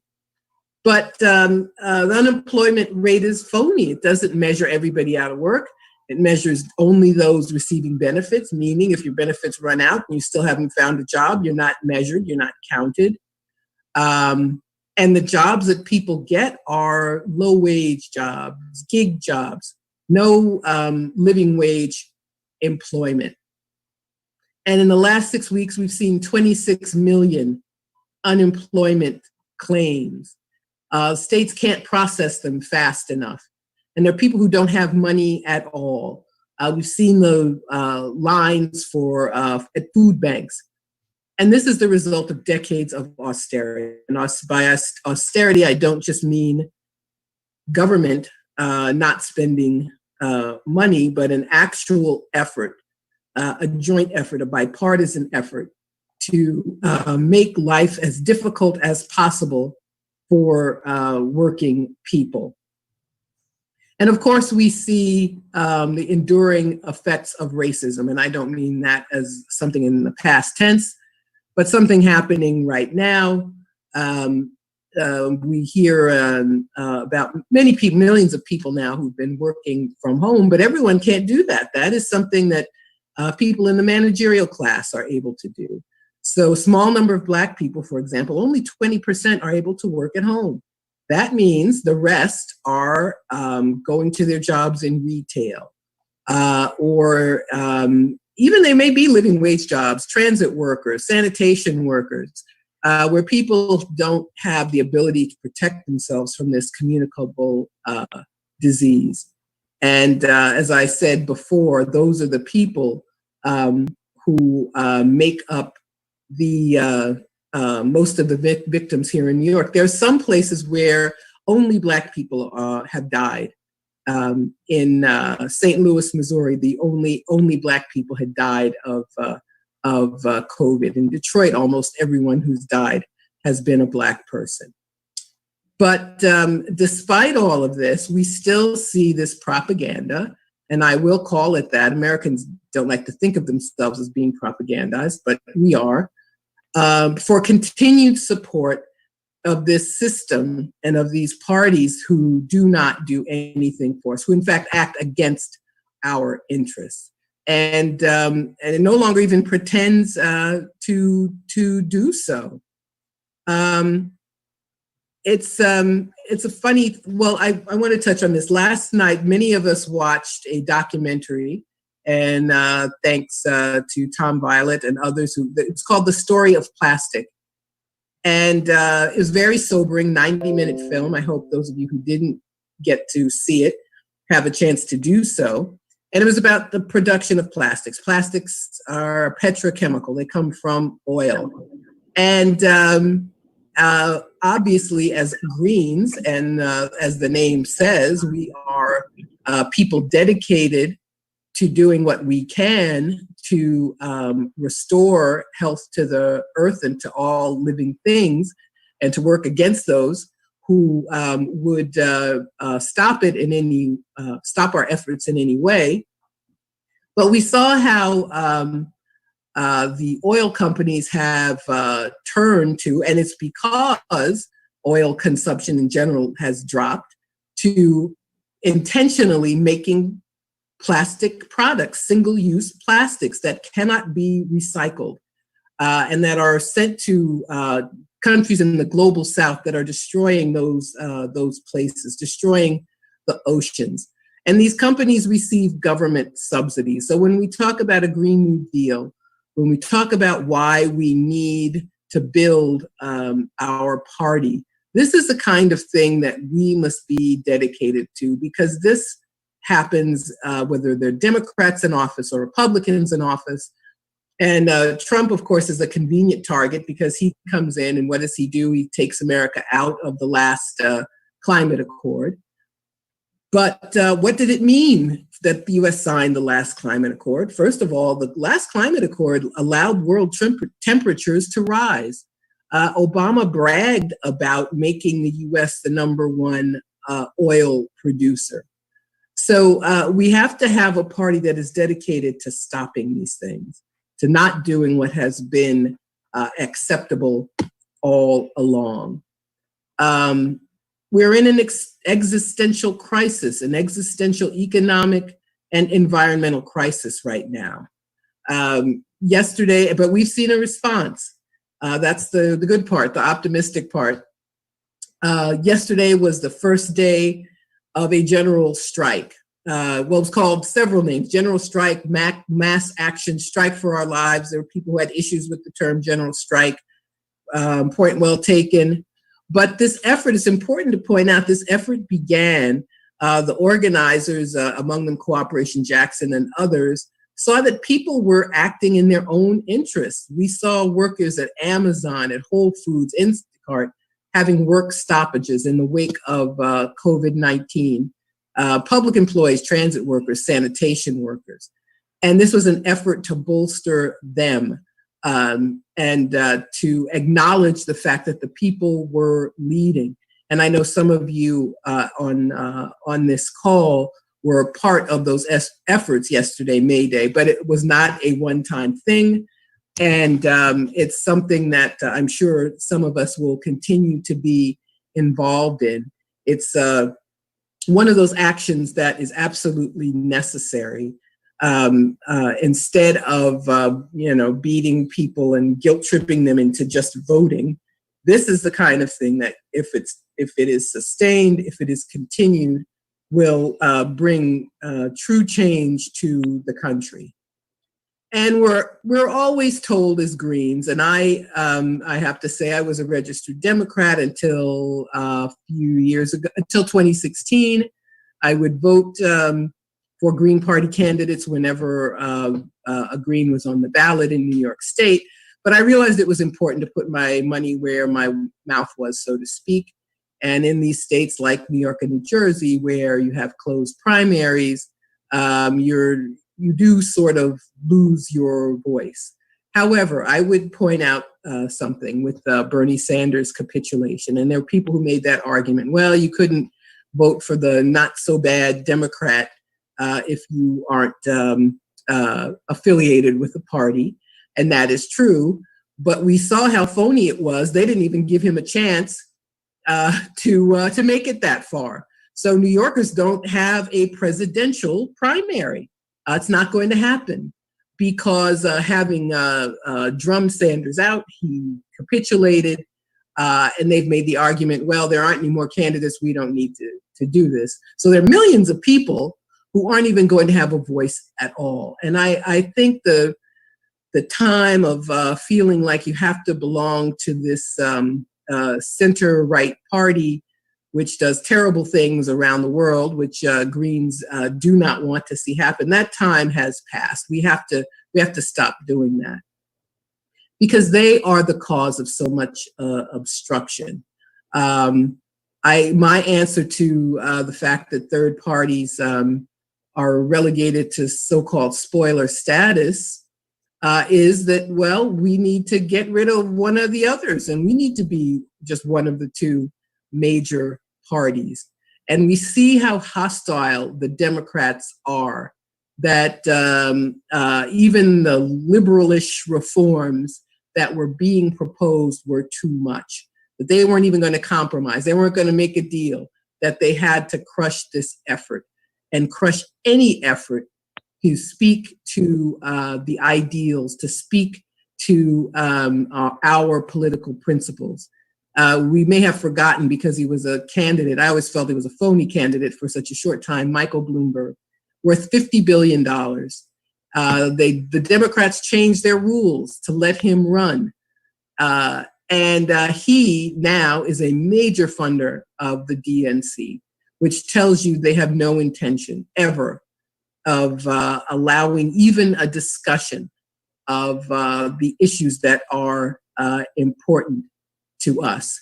So look what we ended up with. So Joe Biden, who is literally Sleepy Joe Biden. I hate to quote Trump, but I don't know if you saw him falling asleep while listening to Hillary Clinton's endorsement. I'd like to fall asleep if I had to listen to Hillary Clinton, but at any rate, this is a highly problematic candidate, very much right-wing. That's how he ended up being a vice president in the first place. That's how they balanced the ticket. Never thought of as smart, always representing the most right-wing positions. Now has been accused of sexual assault, and I believe the accuser. And he is on board. He has no policy initiative, none. What does he stand for? Just, I'm not Trump, and I'm kind of like Obama, but not even totally like Obama. because he has said this past week, Trump moved the U.S. Embassy in Israel to Jerusalem. And Biden said, well, he wouldn't have done it that way, but I wouldn't, if I'm president, I'm not going to change it back. Well, what's the point of having him then? On Iran, the so-called Iran deal, which in exchange for a commitment not to have any nuclear activity, Iran had sanctions lifted. And Trump unilaterally took the U.S. out, killed the agreement that was made with U.S. allies. And what does Biden say? Is he going to return to this singular, one of the initiatives of the Obama administration? No. The Iranians are lying, he said, when people rightly brought up the issue of U.S. sanctions killing people in Iran and other countries around the world. And that brings me to foreign policy. We're told that foreign policy is some kind of a frill, and that we can, and that was one of the things, if any of us brought up the fact that Sanders was completely an imperialist. He didn't differ with foreign policy decisions of Democrats and Republican presidents before him. So people like to think there's this hope that, well, we could, maybe we can have what we want here, but, you can give up foreign policy stuff. Well, we have seen that doesn't work. You're not going to have justice here and unjust policies carried out abroad. And I've touched on sanctions. It is a huge issue. And just to make clear what sanctions mean, the targeted country, Iran or Venezuela or Zimbabwe or Cuba or Nicaragua, not only is deprived of any financial transactions with anyone in this country, but any nation who decides to defy U.S. sanctions is also sanctioned. So American sanctions are international. And what does that mean? It means that Venezuela can't conduct any financial transactions. It means they cannot buy medicine. They cannot buy food. People in Iran are deprived of cancer drugs. And this is also a bipartisan policy initiative. And we have to support a political party that opposes U.S. imperialism, interventions, occupations, invasions, sanctions, all of it. And we have to be very careful right now because Pompeo, they're always making up something. A few weeks ago, they said that President Maduro of Venezuela was indicted on this trumped up drug charge, and or that these small Iranian boats are menacing American aircraft carriers, and so on. So we saw there actually right after the new year when the United States assassinated the Iranian general Soleimani. And I'm running out of time. And I want to talk about the Green Party itself and what the Green Party needs to do. I don't know if, I know everybody's not visible. I don't know how people identify themselves, but I don't know if there are any other Black people on this call as part of this meeting. The Green Party has a lot of work to do in that regard. And having said that, I'm also going to acknowledge that's a tough sell. Black voters are very, very risk averse and have been convinced that their only option is to support Democrats, not even to agitate for, demand, ask questions on behalf of the issues that are important to us, but just go along with the Democrats. And if we don't go along with the Democrats, you end up with a Republican like Trump. Although people did that in 2016 and still ended up with Trump, but such is the trauma and the result of all the lies we've been told since 2016 that people actually think doing the same thing will bring them a different result. But we also should not act as though there's some big secret to getting political support from anyone. You speak to the issues that are important to any particular group. And this is a very important year for us. This is the first election in the wake of Hillary Clinton's defeat. and the decision of the Democrats to blame the Green Party for Trump's victory. And I have to say, and I hope I'm not preaching to the choir, but just in case I'm not, that is something that is meaningless to us. First of all, the Democratic Party, if they can raise $1 billion like they did in 2016, shouldn't need votes from anybody else. This was a cynical ploy to avoid taking responsibility for their own screw up. And we are not Democrats. We've chosen to build another party. We don't have a responsibility to get rid of Donald Trump. We don't have a responsibility to get Joe Biden or whomever they replace him with. I think they are going to get rid of him. We don't have a responsibility to put them into office. Why would we? We would be traitors to everything that we claim we believe in if we were to behave as though the party that is anathema to what we want is somehow our responsibility. So I don't want to hear of course we will hear about that if Trump should win again, but it's not something we should talk about. And not even talking about ranked choice voting, which I'm in favor of.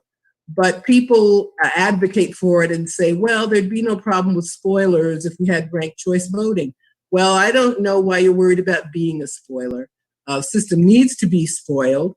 We are not responsible to take care of the needs of people who are directly opposed to everything that we say we want. So that's not something that we as Greens need to talk about. And before I go on, I talked longer than I said I was going to. I also want to mention the Green Eco-Socialist Network, ecosocialism.org. It's eco-socialism.org. And we're an informal ad hoc network of Green Party members who self-identify as revolutionaries. I'm just reading from the website, so I don't have to remember. We want to build the Green Party into a functional, revolutionary, eco-socialist political party, which I know you're all devoted to anywhere. We had our first meeting in Chicago back in the fall. We are going to have a webinar shortly, and I will let everyone know when that is going to take place. So I thank you all very much. I've almost made just 30 minutes, which I told Tom Violet I wasn't going to need 30 minutes. But anyway, I thank you for your indulgence, and I thank you again for having me here. Thanks a lot, everybody.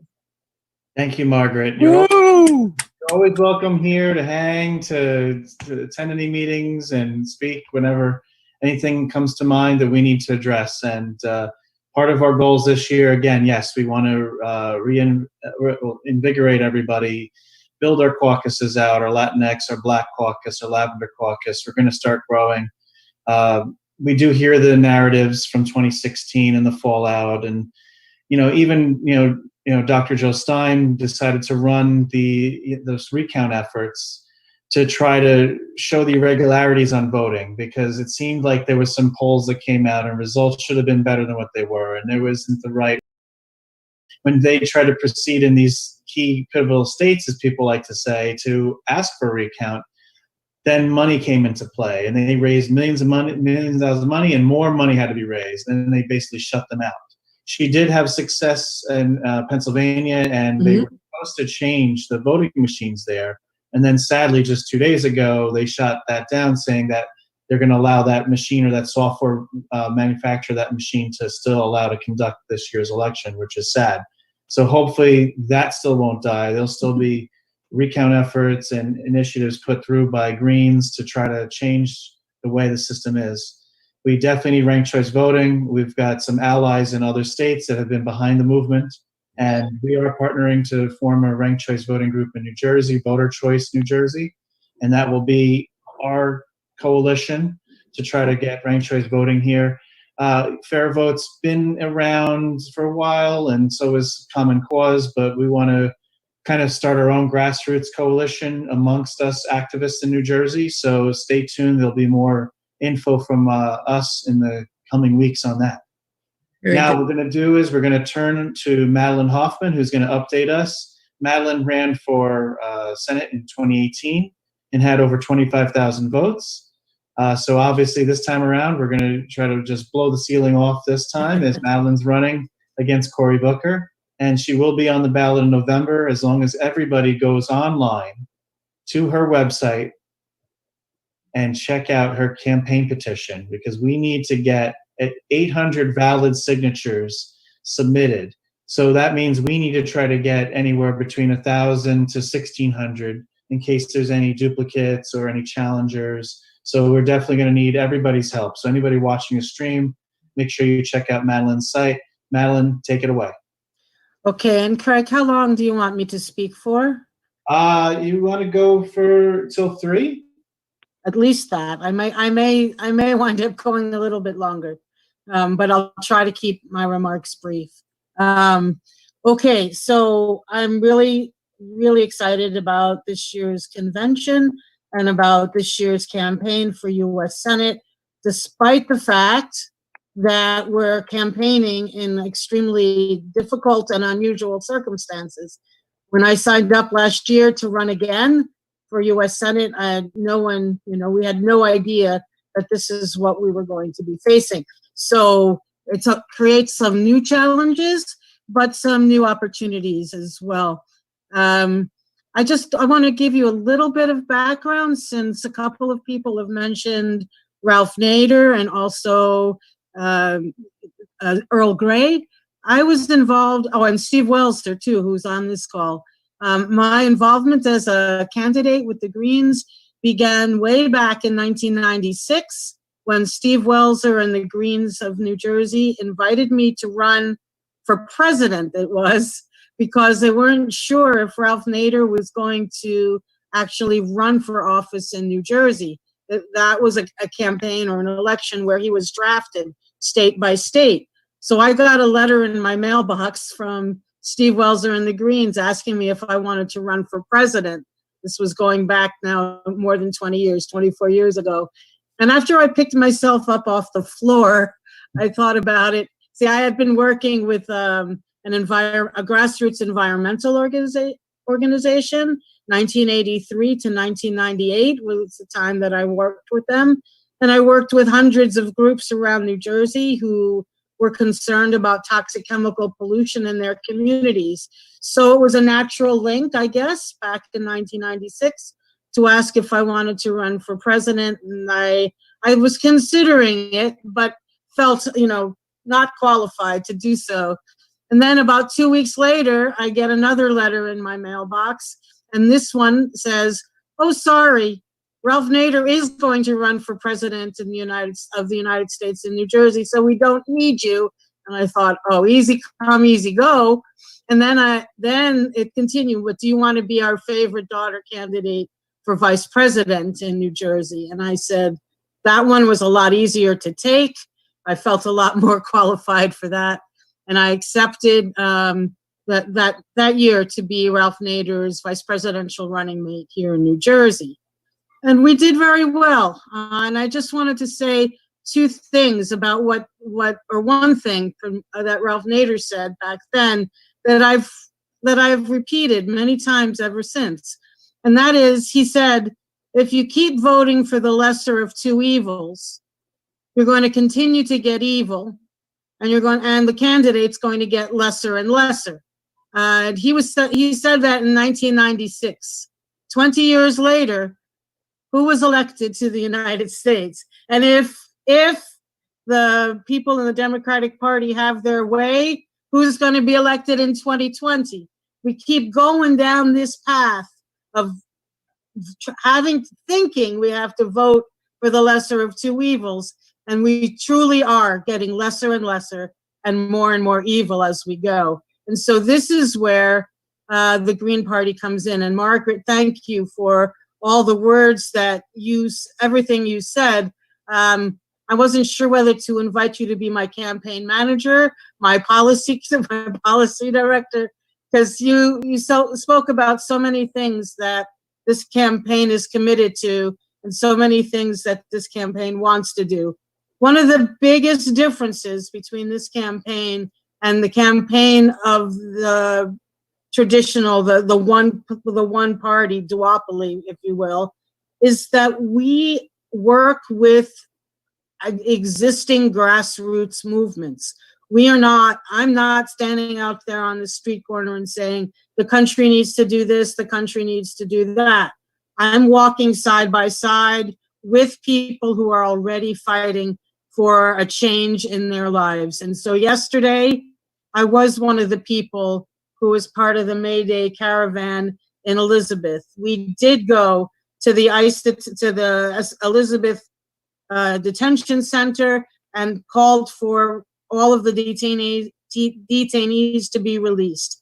Then we went from there, we circled around, and once we were able, a caravan of about 20 cars, to make our way inside the grounds of Amazon and go through and around the warehouse.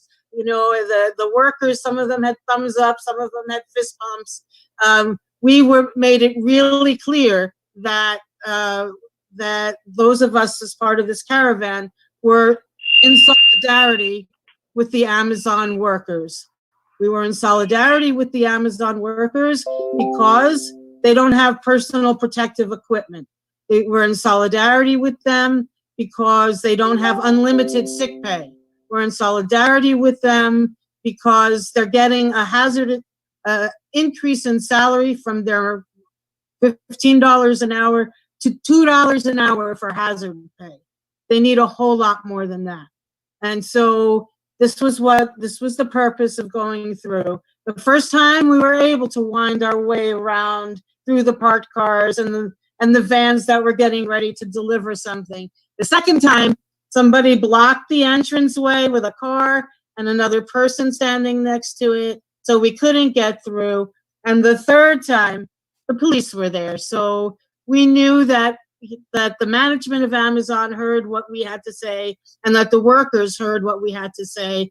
And we will continue to do this every month when it's called upon for us to do it, this rolling wave of walkouts, general strikes, May Day actions, however you want to call it, the one that what Margaret Kimberley referred to. This is also in the context of calling for cancellation of rents and mortgages and utility payments for at least the last 2 months. And if we move into lockdown for the month of May, same thing for May. Cancellation, not forgiveness, not escrow, not putting it on hold, but total cancellation. Because what's going to happen when everything reopens? People are going to be 2 months behind on their rents, 2 months behind in their mortgage payments, 2 months behind in utility payments. How are they going to both pay that off and catch up and stay current as we move along? We need a bailout for all the people who are struggling right now.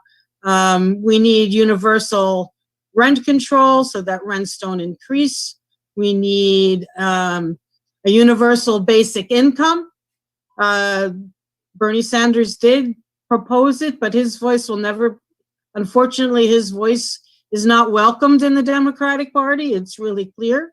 Instead of a one-time $1,200 payment, we need a $2,000 a month payment, universal basic income. So people, when they're laid off, or if they're laid off, or if they get sick, don't have to worry about what to do next. You know, I don't know if it disturbed you, but it disturbed me terribly. A week ago, I think, not that long ago, when some of the Tyson plants closed in the Midwest due to high levels of COVID-19 and workers concerned that they were not working in a safe environment. One of the plants actually closed down. And then we have a president in this country who won't use the military act in order to get more ventilators, more respirators, more personal protective equipment, but he put it into effect to force the factories to stay open. And then the governors backed that up by saying, you know what, if you don't come back to work and we're mandated to be open, we're going to look at that as a voluntary quit. And therefore, if you've quit, you're not eligible for unemployment benefits, which is an absolutely untenable choice to have to make. I'm either going to work, make a little bit of money, and risk my health and my life, or I'm going to quit so I can stay safe and keep my family safe, but be without income. This is not a country this is not a sustainable way of proceeding. This is what capitalism demands. This is why I'm also an eco-socialist and talking about eco-socialism, the same as Margaret was at the end of her talk.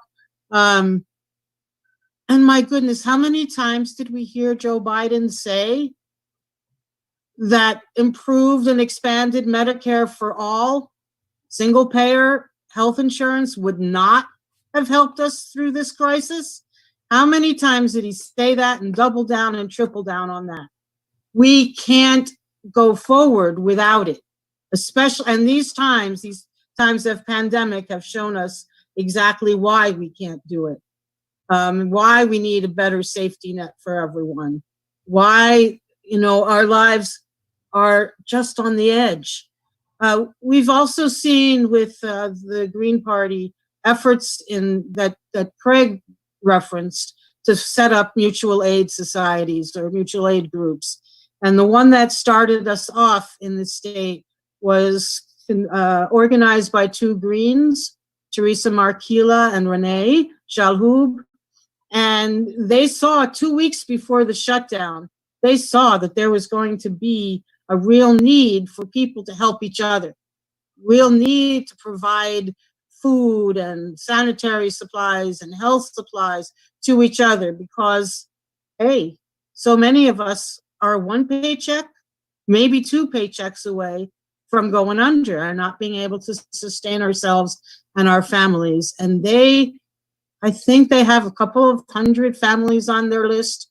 The Mutual Aid Society in Patterson, run by Zelly Thomas, also Wonsa Green. They're aiming to serve or to provide 200 meals or provide meals to 200 families now. The need is critical. And of course, the government isn't doing anything about it. And so people are learning to rely on themselves.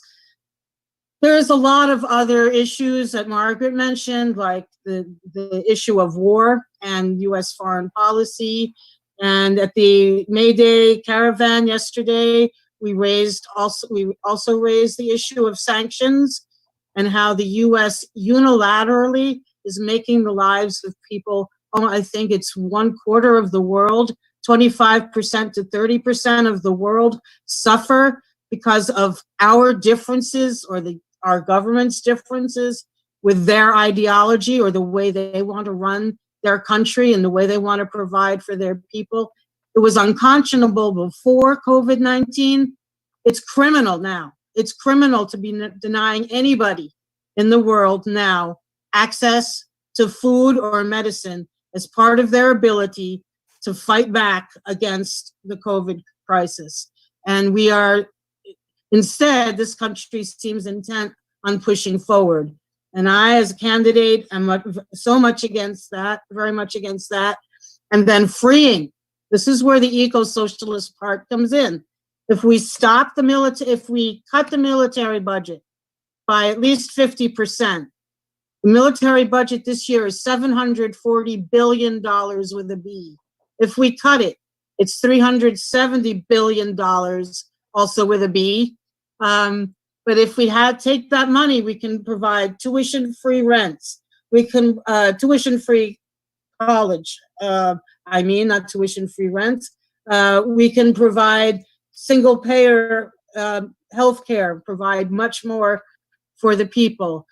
We can stop or curtail fossil fuel usage by the world's #1 or #2 fossil fuel consumer, i.e. the U.S. military. There's so much we can do to help this world if we cut the military budget by that half and still have enough to protect ourselves. In fact, our country will be more secure and better off because people will have better access to education, health care, the roads will be better, we'll have money to take care of this country the way it needs to be done. So I see. As part of my campaign, I do a Tuesday night live stream on my Hoffman for Senate 2020 Facebook page, addressing many of these issues. Matthew Skolar is the MC for those programs and has helped bring people on. We had the Black Alliance for Peace, Jose Monzon. I signed a pledge that says the U.S. should shut down its 800 military bases, stop these sanctions or unilateral economic coercive measures, should start investing money saved by cutting the military budget into those kinds of programs that people here need, and so on. I also interviewed Anthony Diaz from the Newark Water Coalition, and I'll just take a couple minutes to talk about my specific issues with Senator Cory Booker, because we've talked a lot about the more general ones, and that's what I'm running on. But also Senator Cory Booker, my next opponent.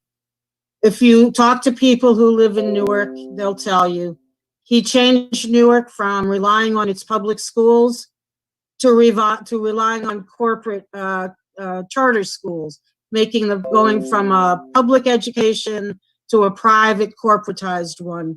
And most people that I know in Newark were not happy with that. They also,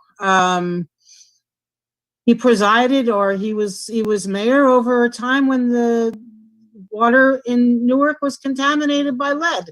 It didn't hit the papers like it has now, didn't hit the public the way it has now, but people in Newark were not satisfied at all with what he was doing. In fact, in 2017, our gubernatorial candidate, Seth Copperdale, was talking about it. Senator Cory Booker on the environment, on education, and then on war and peace. There are two things that I'll just reference here so I don't talk too much longer. One, when he was running for president, seeking the nomination, he was interviewed by a Palestinian activist, and he was asked by her about the Israeli occupation of Palestine, and his response was, if it's the Israeli occupation of Palestine that concerns you, you better go and find yourself another candidate. In other words, don't bother me, this is not my issue.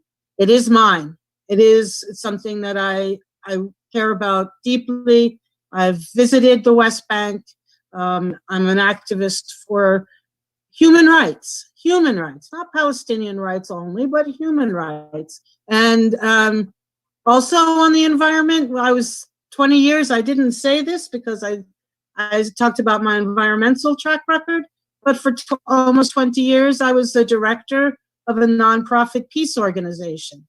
And we worked really hard to get that Iran deal signed, the one that Margaret mentioned. We had to push Senator Booker so hard. And he only came out to vote for it when there were enough other votes to carry it. He didn't put himself out there as somebody who was in the leadership of getting that Iran deal approved of by the U.S. Senate. And now, since then, he said he can't guarantee that he would agree to any other deal such as that with Iran. So even though Donald Trump ripped and took us, United States, out of that deal unilaterally, Senator Booker can't commit to having us get back in. So, and as many of you may remember, he and Senator Menendez voted against allowing generic drugs to come in from Canada at a reduced cost. His money comes from big money. His money and his allegiances are big money. He's part of the Democratic Party machine in New Jersey. He is not going to be working for the people of the United States, Yes, but now here in New Jersey as U.S. Senate, he's not going to be working for us either. And so I ask that you support, this campaign. It's not a typical traditional campaign because it's not about me as a candidate. It's about the people I'm working with, the youth, the Yes Caucus. Those are, the people who have seen already by the age of 20 or not even 20 or 25 that the two-party / one-party system is not taking care of the things that need to be addressed. It's not addressing the issue of climate change. And I contend that we're not going to get there unless we confront the military-industrial complex. And my opponent is just not going to do that. The Democratic Party is not going to do that. And when we do, when we confront the military-industrial complex with all of its money and all of its overseas crimes, if you will, displacing people, destroying communities and the like, when we do that, we can actually focus on creating a better world and a better country and a better state post-COVID-19. People say, when are we going to go back to normal? And our response, my response and our response is, no, we don't want to go back to normal, because normal was what was hurting us. Normal was filled with inequality. Normal was filled with racism. Normal is not what we want. We want to build strong communities that rely on each other, help one another to get through the difficult times, local agriculture, local, growing of food, the sharing of food, living wages for workers, not minimum wages, single payer, improved and expanded Medicare for all, an end to U.S. imperial adventures all around the world, an end to unilateral sanctions around the world, and just in general, look, there were 70 nations who a month or so ago called for a global ceasefire during the pandemic. It's not unheard of. It could be done. The United States didn't want to do that. I think Russia didn't sign on either. But we need to, well, it's not like we have to, the system is collapsing on its own. It's falling in on itself because it can't sustain us this way. And what we need to do is not try to boost it back up, but to create a different reality for everyone. And I am excited to be running this campaign, even if so much of it now has had to be virtual, because there are people who are ready to change things, and I want to be a part of that. I want to help bring all that together. And I'll just say one more time, if you go to my website, Craig mentioned it, Matthew typed about it in the chat. We need everybody to help me get these electronic signatures, because together the Green Party and my campaign, we work to get the Libertarians, Socialists, and Greens together to push Governor Murphy to extend to us the same rights that he extended to the Democrats and Republicans during their primaries, which was due to COVID-19 and the impact on public health, to allow them to gather signatures electronically. We were able to get him to do that.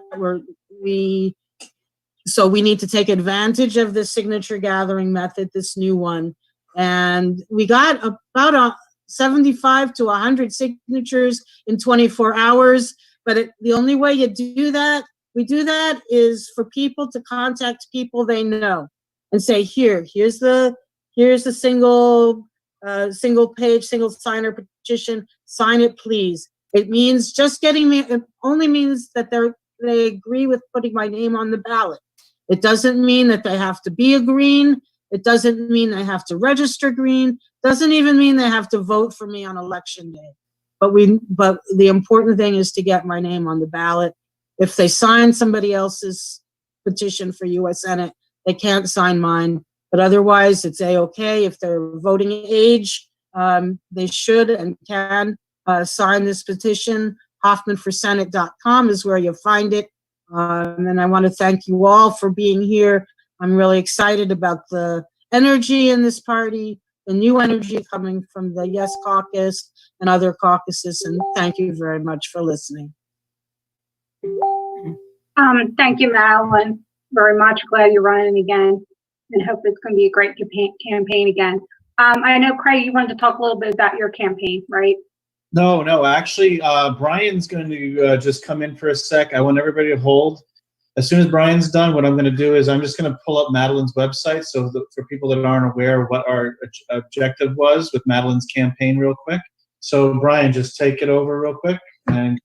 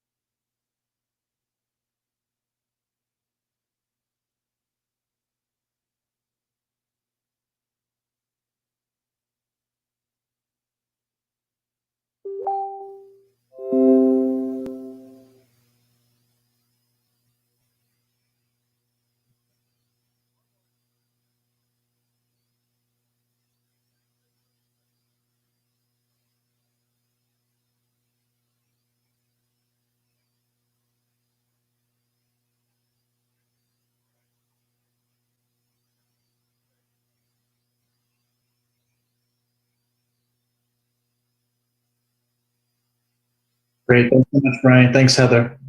So what I wanted to do now is Madelyn has been working so hard on this campaign. So let me just share my screen real quick. And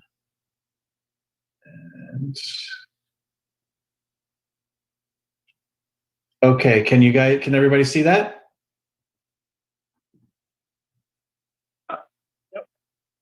Yep, we're good. Okay, perfect. So one of the things we wanted to work on this election cycle was getting Madelyn out there in front of everybody as soon as possible. So we endorsed her at the end of 2019. We started working on the rollout for our campaign early because, again, as Greens, we need to work twice or sometimes 3 times as hard to earn these voters' respect and get our awareness out there. So we wanted to put together a phenomenal website. So we worked on this, and between Matthew, tirelessly working on it, we've started to implement a lot of new parts of it. You can go on here. You can obviously donate to her campaign. You have her platform listed here as well. And obviously any of the recent media stuff that's going on, and once everything resumes to normal, we'll have more events to post. The important part right now is this candidate petition. So there was a link created directly on Madelyn's website, which makes it easy to share. So you would go here under candidate petition, and then when you scroll down, you'd be taken to the this link here, which is where you can digitally go on and sign. So if you're on your phone, you can go on and sign with your mobile device. And basically here is the whole candidate petition for her. And as long as you have not signed any other candidate petition for anybody for U.S. Senate in New Jersey this year, you can definitely sign Madelyn's petition. And it's pretty straightforward. You would just sign here, print your name, and then fill in your residence here. Again, they need 800 verified petitions to put Madelyn on the ballot. So our goal is to get 1,000, 1,200, as many honestly as we possibly can. We want to have enough just in case there's any issues, challenges. Signing on your phone, sometimes your finger might not look like your signature. So who knows? They might throw it out. We don't know what the circumstances are going to be. So that's why we want to tap into, and hopefully our 11,000 registered Greens see this. Hopefully our dues-paying Greens, and even just our progressive allies that are out there in this space, can see this and share this and get this form out to everybody, because we need our help. We all need to work our best to get Madelyn on the ballot for November. We also have a full Twitter account, which is constantly retweeting everything going on through major Green Party people throughout the country. You'll see Madelyn retweet anything from Ajamu. You'll see stuff from Jill, other Greens throughout the U.S. and other issues going on. And we also have an Instagram page. So there's Madelyn yesterday. down by the Elizabeth Detention Center, and also down by all the efforts for May Day. But yeah, everything has been going well. These interviews that Madelyn's been doing on Tuesday or Wednesday nights, have brought in activists that are actively working on behalf of their communities across New Jersey to obviously give them a platform. Obviously, yes, we want to do well. We want Madelyn to succeed. We want her to get as many votes as possible. But also, we're here to elevate the voices of everybody that's trying to do good work in the state. And we appreciate everybody checking in, tuning into those, sharing those, getting them out there. The reach count has been in the thousands now, which has been really great for us so far. So, everything going on with her campaign. Stay tuned. Obviously, there's more to come as the year rolls out. I'm going to move on to the next portion of the agenda here. I'm just going to get back to that page. Steve Welser has his hand up. Oh, Steve, go right ahead. Real fast. Here's how key Madelyn Hoffman has been for our party. It was out of the '96 campaign when she was on the ballot as our favorite daughter, vice presidential candidate. It was from that effort that in the following March in 1997, we launched the Green Party of New Jersey. And our first campaign was we segued right into a campaign for Madelyn running for governor in 1997. And from there, the whole thing really took hold.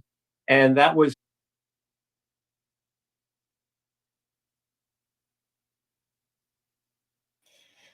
All right, so the people on the live stream that are watching, Can you hear me over there, partner? Yes, I can. All right, so let's just get the Green Party convention off of the stream there, and it's nice to talk to all of you here. Sorry again, I apologize. You all have may heard some New Jersey vernacular earlier on in the broadcast, as we had an open mic. I had a Bill O'Reilly moment of the beginning, but once it got going, it's been an interesting convention so far. And of course, Mark, I've always cited in the lead up to this communications world of it. But, we brought up this general strike thing, and I kind of gave an old man lecture to the room about how watching this right now and sees the different politics. But it's apparent to me. Just electoral and then go home. It's a party of people that are out there in the community doing things, trying to accomplish things. That's why we're in a third party. So I think it really reflects when you see stuff like today. Yeah, absolutely. Absolutely. So we have to talk before we take a little break. We are going, okay, never mind. I thought that was Kim popping into our, I kind of forgot what I was doing there. What the heck was I doing? Anyway, so we were going to do a plug for an upcoming show. If you're enjoying hearing about all these Green Party politics, I recently, you have news as well about the Howie Hall to be coming up, not this Monday, but next Monday. But first, you should share your news before we jump into the video clip. Yeah, I guess we should. So people know I did announce on my Facebook the position, and on Monday, I'll be starting to work as Howie Hawkins' campaign national organizer. So that means such a mighty feat, but that's the goal. And you know me, I mean, I'm a dreamer, Heather. I ain't going to go into this saying we're going to lose. You got to have realistic demands, but I'm excited about the opportunity. And you talk to Howie, so let's play the clip of you talking to Howie real quick, and we'll plug our show, and then let's get to our part of the party business. All right, comrade? All right, sounds good. Here we go. So state parties that are independent and progressive, like Peace and Freedom in California, progressive in Oregon, progressive in young people vote in lower numbers. I think the task of the independent left party is to organize those people. All right. Well, that's my new boss. Yeah, that's your job. He was just giving you your job description. I got you. So we're gonna get on that. Looking forward to that interview coming up on Wine, Women, and Revolution, which does a show. It puts out a new podcast every week, but a brand new one every other week. And then a rerun in there. Also, star of State of the Revolution, which our comrade, Jeremy Einbinder, New Jersey Revolution Radio Live, NJR Live, as most of you know, is on hiatus for a couple of weeks. As you can see, we're kind of busy over here, so I got some stuff going on, but it doesn't mean We've gone away. We will be playing some recorded broadcasts over the next couple of weeks, and I'll be popping in as we tweak that show and get ready to continue on in 2020. We're off to do our convention business. We're going to put a little graphic on the live stream. If you are on the live stream and you'd like to join the convention business, get into the Zoom room. They're talking right now. They're getting started. I'm hearing them. So we're going to pop off and attend our business. You'll see a graphic on the screen, but we are going to come back with more, including videos and highlights from presidential candidates at the Green Party, including Howie Hawkins, Dario Hunter, I believe, will be having a video shown, and there's several other candidates, which I want you all to have a good look at. Just because I'm working for Howie doesn't mean I don't want you to participate in democracy and listen to what's going on in the Green Party, both here in New Jersey and around the country. We'll see you in a little bit. All right. See you in a bit, guys.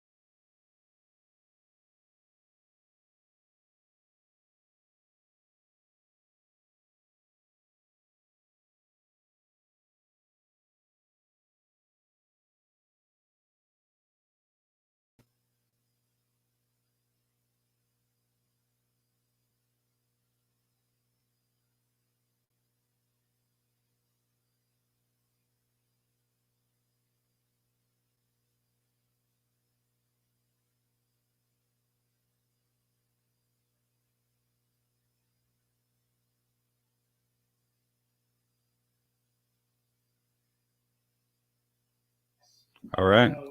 Craig, will you want me to give a current tally before the end or no?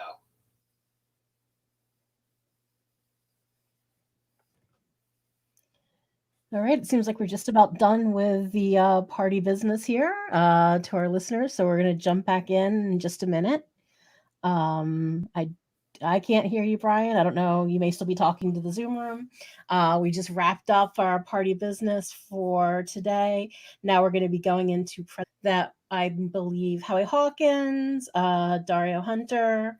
I don't know if anyone else submitted a video, but I just heard Dario got his in today. So that's what's going to be happening next. I'm waiting for my partner to get back onto the live stream with me before we have breaking news about some of the things that came out of the party business. But it seems pretty good. I can't. Brian is wildly gesticulating at the Zoom room, I believe. So.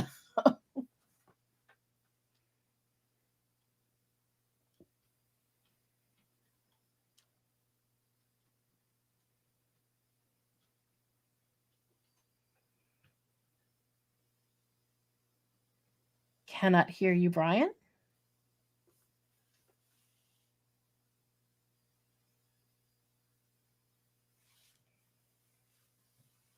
Like we said, there was always going to be some technical hiccups when you're trying to do this live for the first time. There's a lot of moving pieces. We've got people connected all over the state of New Jersey in Zoom rooms on this live stream. Hello. Hi. There we go. Yeah. Now my partner. No, it's actually not technical right now. We're fine. We're waiting for the party to get into the live portion. That's all. So we're streaming okay. We're just waiting for the party to cue us in on coming back live. That's all, partner. There have been technical issues, but I'm not taking them. But while we're waiting for them to come back on, since you popped us up on the stream, I figured we were ready to go. Any second now, they will be coming back. You know how to. Do you want to break the news of what happened while we were on break of our candidates for co-chair? Yeah, like I said, it's typical of anybody that's ever been in a left party to say, "Okay, meeting's over, let's get on," and then there's about 30 more minutes of discussion after somebody says that the meeting's about to be over. So that's the portion of the meeting we're at right now. Those of you watching on the stream, you can see what's going on here. Ooh, I should mute over here so they don't bother the meeting anymore. But you can see them talking right now. They're talking about internal party business. So we're just, we're keeping an eye on the convention. And as soon as they're done with this internal party business, we will be back on for some presentations of presidential candidate material, including a video by Dario Hunter, one of our Green Party presidential candidates, and some other discussion on that matter. So stay tuned. We're keeping an eye on it. And we'll let you know in a few minutes. That's it. Enjoy the pretty graphics of New Jersey Revolution Radio. All right, we can hear. Okay, there you go. It's off.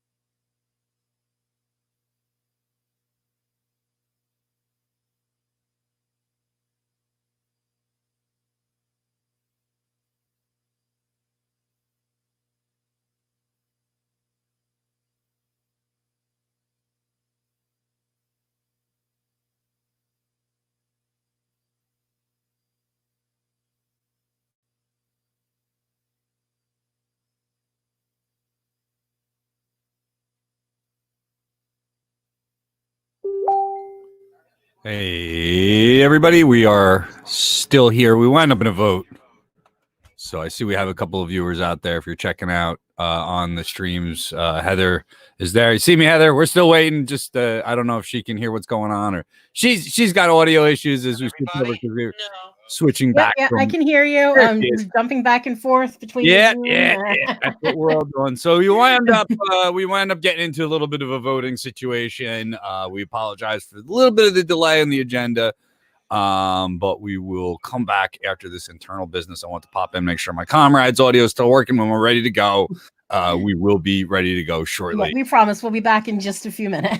They're counting right now. And yeah, they're counting now. Barry Bender is my good friend and comrade is taking off his socks. So this may take a few extra minutes as our fellow Greens did. Practice a little democracy. New Jersey Green Party Convention. We'll be back shortly. We're a little muted right now, but we will be back. Just checking in on you, partner. All right. Yep. All right.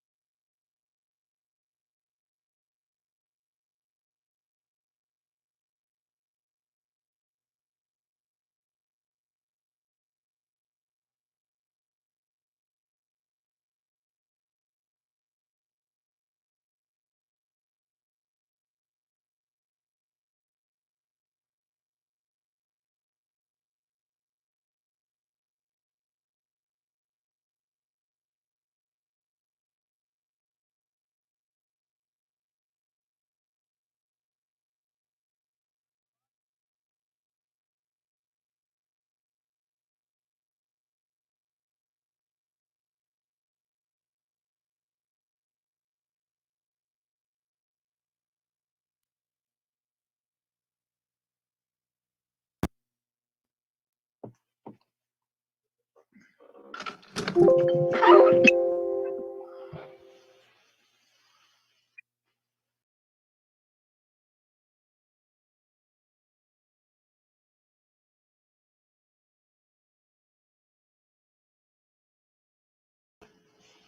right. Hi, Heather. How are you? You over there? Nope, I was muted. There Okay, you I'm are. back. How are you? I am back. Oh, that was a little grueling. Great to see you. So we just had a vote to watch some videos here. We're going to return to the live stream now, and we're back on the live stream. Okay, we're good. So I can take down this little ticker. Thanks, everybody, for joining us once again. We are at the Green Party of New Jersey annual convention. Every year, the Greens from all over the state get together. They talk party business, and they just did that.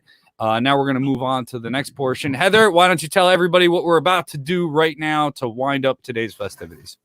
All right. Every candidate they put, the Green Party of New Jersey sent out to all the candidates that are running for president for the Green Party nomination to submit a video so that we could show them all. And now I think we have 5 videos from possible candidates. There's a whole bunch of candidates that are still seeking that nomination. But now we're going to start all of the videos. And so stay tuned and learn a little bit about all these candidates. There we go. And I'm pointing at Craig anything. to see if he wants to take over, if he knows that that's his signal. Are we back live? There you go. You can go live, Craig. Yep, Okay. there he goes. Thanks, everyone, for sticking with us, for checking out our convention. Our agenda did go a little longer, so we just wanted to deliberate and see if we wanted to plan, which is to highlight our presidential nomination and candidate videos.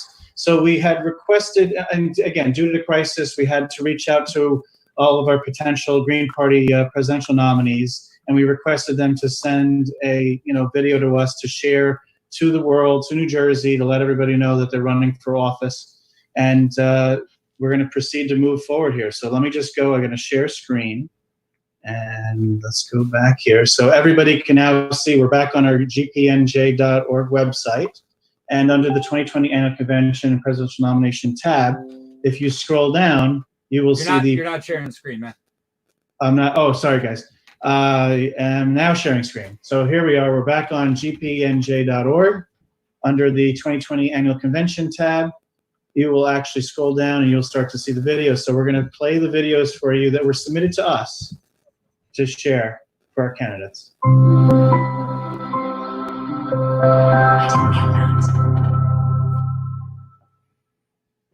Hi, New Jersey Green Party. Thank you for this opportunity to speak to you. I'm Howie Hawkins. I'm seeking the Green Party nomination for president. And I'm a retired Teamster. Before that, I worked in construction. But really what I've been about is being involved in these social movements for the kind of changes we need. I got started in the 1960s in the San Francisco Bay Area. Sound cut out.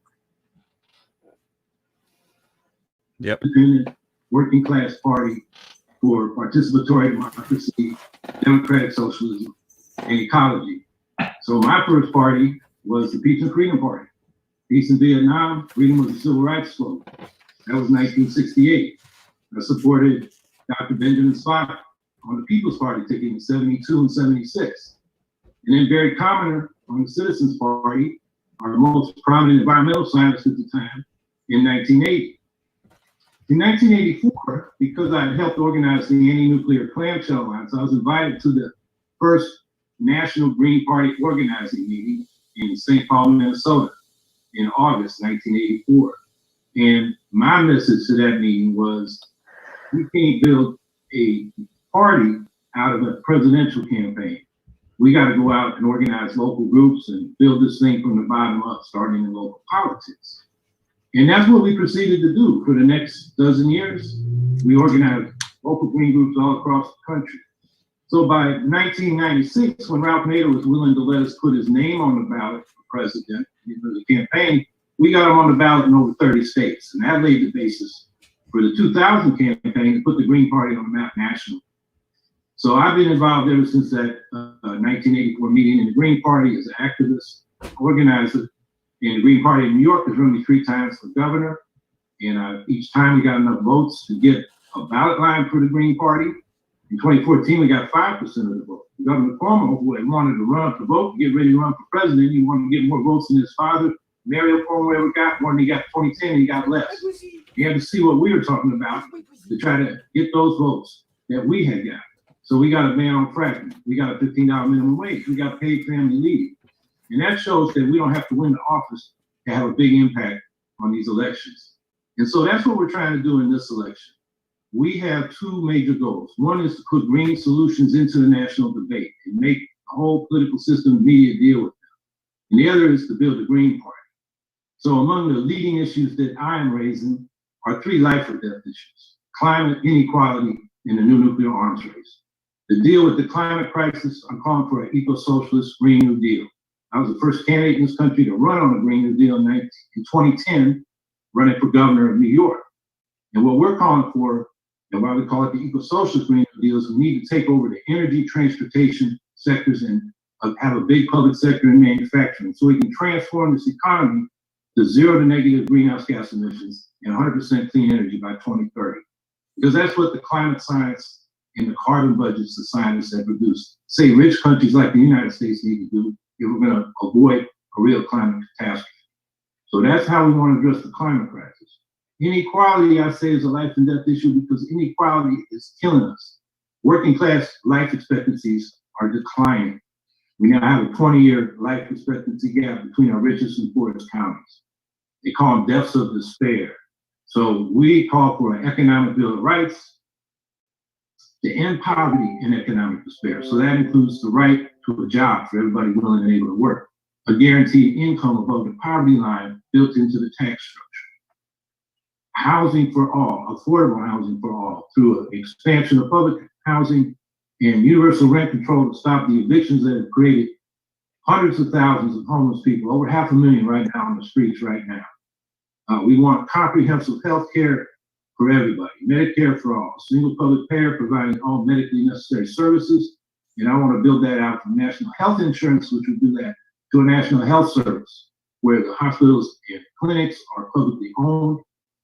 The doctors and nurses and other healthcare workers are salaried civil servants, and the whole system is controlled from the bottom up democratically by locally elected health boards that federate at the state and local level. We want everybody to have the right to an education through their whole lives, from pre-K and child care through colleges, universities, technical schools, and continuing adult education. And finally, everybody should have a secure retirement. And we plan to double Social Security benefits to make that happen. So that deals with inequality. And then the third issue is this new nuclear arms race. All the treaties we're getting out of. Right now, the last bilateral treaty between the United States and Russia expires next February 5th. That's the New START treaty dealing with strategic arms, and there are no negotiations going on. Meanwhile, the U.S. and other countries are modernizing their strategic and tactical forces. The Bulletin of the Atomic Science now has their doomsday clock closer to midnight than it's ever been. So what I propose to do is nuclear 75% start removing our troops from over 800 foreign military bases. And on the basis of those tension-reducing initiatives, go to the other nuclear powers and say, it's time to completely and mutually disarm our nuclear weapons. And we'll have the world behind us because 2 years ago, 122 nations agreed to the text of a treaty on the prohibition of nuclear weapons. The International Campaign for the Abolition of Nuclear Weapons got the Nobel Peace Prize for that. And hardly anybody in this country knows about it because none of the presidential candidates, none of the other ones, are talking about this nuclear disarmament issue and trying to make it a top campaign issue like I am. Of course, when I put these forward, we're being advised that we should step down and not run because, we're going to spoil the election. And I say, and the Democrats say this, I say to the Democrats, no, you're spoiling the election because since Ralph Nader ran, they pick on the Greens when the fact is the Electoral College is what has given us Republican presidents in the 21st century. They lost the popular vote and the Electoral College put them in. So we're demanding a ranked choice national popular vote for president. And if we don't run, that issue won't be on the table. So those are some of the key issues that we're raising. And then party building. We're trying to run a national campaign with the credibility and the weight and organization that we can force our green solutions into the debate. So we're going for the ballot line in all 51 jurisdictions, 50 states in the District of Columbia. And in this coronavirus crisis, we can't go out there and physically petition. So we put together a team of lawyers and ballot access activists to help the states appeal to their governments for relief. And that may be just because we've been on the ballot many election cycles, they should just put us on. In other states like New Jersey, I think you've asked for provision of electronic petition. And so we're there to help all the states get on the ballot. The other thing we're doing is trying to raise the resources we need to run a serious campaign. So we're going, I'm the only candidate in the country going for federal primary matching funds in any party. And we're now at 10 states. And New Jersey, I believe, is at, you're at 81%. So you got $950 to go to reach the $5,000 threshold. We need 20 states to do that. And then we qualify for the matching fund, which means every dollar you contribute up to $250 will be matched by the federal government. And that will give us the resources we need to run a serious campaign. And then the other thing we're trying to do to make, build the party is help Greens become organizers and not just activists. You know, learn the kind of things that community and union organizers know to reach the people that we need to bring into the Green Party if we're going to become a major party and force in American politics. Working class people, people of color, youth who vote in lower numbers, not because they're apathetic, because they're alienated, because they don't see options on the ballot that speak to their needs. I'm asking for your vote in this New Jersey primary, and I think together we can force these issues into the national debate and change the agenda of this country. Thank you. Great. So that was Howie Hawkins.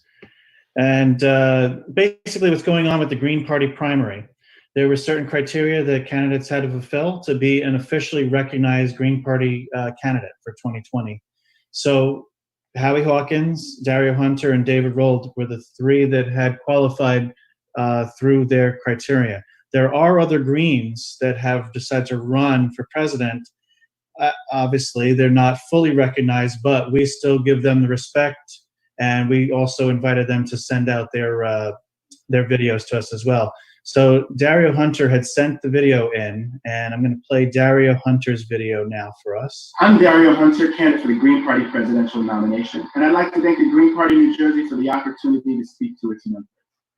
Life started out for me in the state of New Jersey. I was born and raised in New Jersey, raised by an African-American mother and an immigrant father in North New Jersey, in the projects, in a working poor family.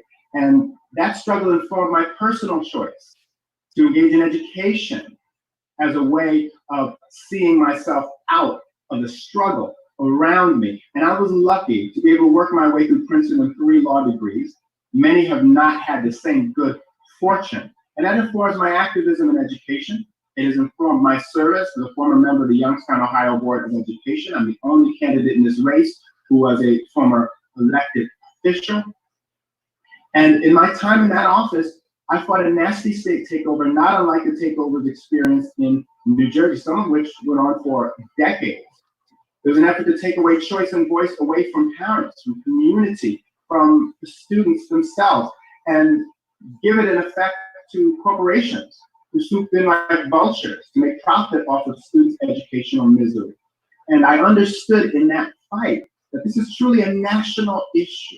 And that's part of what motivates my choice to run for president. The many issues, the many ways in which communities are cheated out of choice and voice, and it is being done on a national scale, whether we're talking about educational racism or environmental racism in the form of fracking. I was a fracking activist in the Youngstown, Ohio area. And that fight also is a national one. It's one that affects many communities.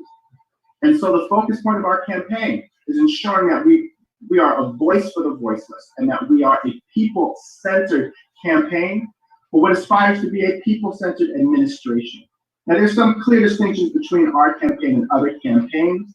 Yes, we support the Green New Deal and its mass mobilization, providing millions of jobs to move this country away from fossil fuel extraction and use and towards 100% renewable energy so we can meet the challenges of the climate change catastrophe that loom over us presently. But we must also take a much more comprehensive approach to dealing with the multiple environmental crises In order to solve climate change catastrophe, we have to reshape our diplomacy.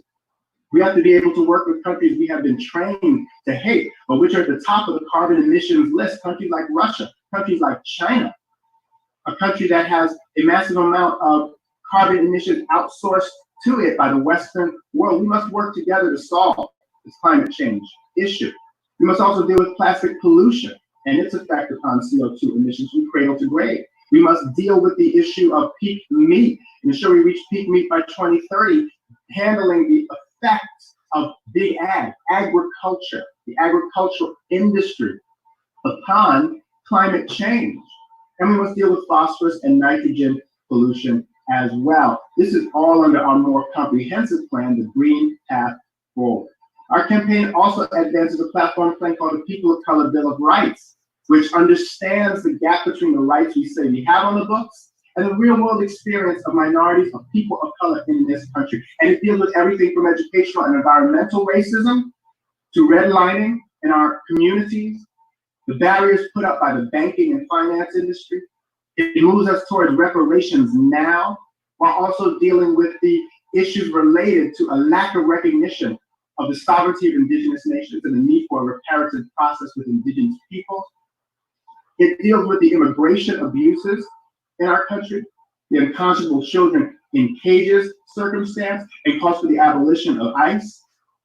And it as a whole addresses the fact that this country has comprehensively abused people of color and cheated them out to the democratic voice and choice that all Americans deserve. And speaking of democratic choice and voice, we as a campaign believe we must deal with the democratic deficit. We need proportional representation, ranked choice voting, open debates, corporate money out of politics, public-only financing. These are ways in which we can tackle the roots of the abuses people experience in this country. We as a campaign are the only campaign calling for a Department of Peace and an end to the military-industrial complex. We're not just going to slice a piece off the military, we're ending it, folks. And our ambitious COVID-19 plan has been a model for other campaigns, calling for $2K per person per month universal basic income to give relief to everyday Americans, as well as no rent, no mortgage, no evictions throughout this crisis. I thank the Green Party of New Jersey for this opportunity to speak to them, and I invite you to visit dariohunter.com for more information on our campaign. Okay, that was Dario Hunter.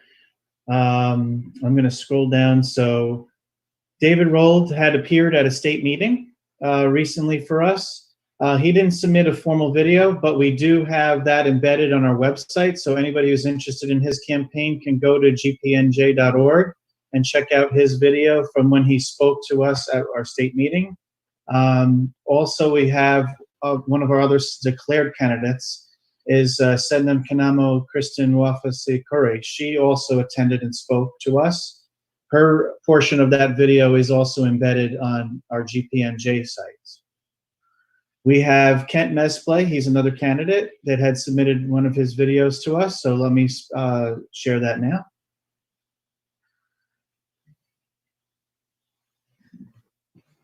Boo, my name is Kent Mesplay.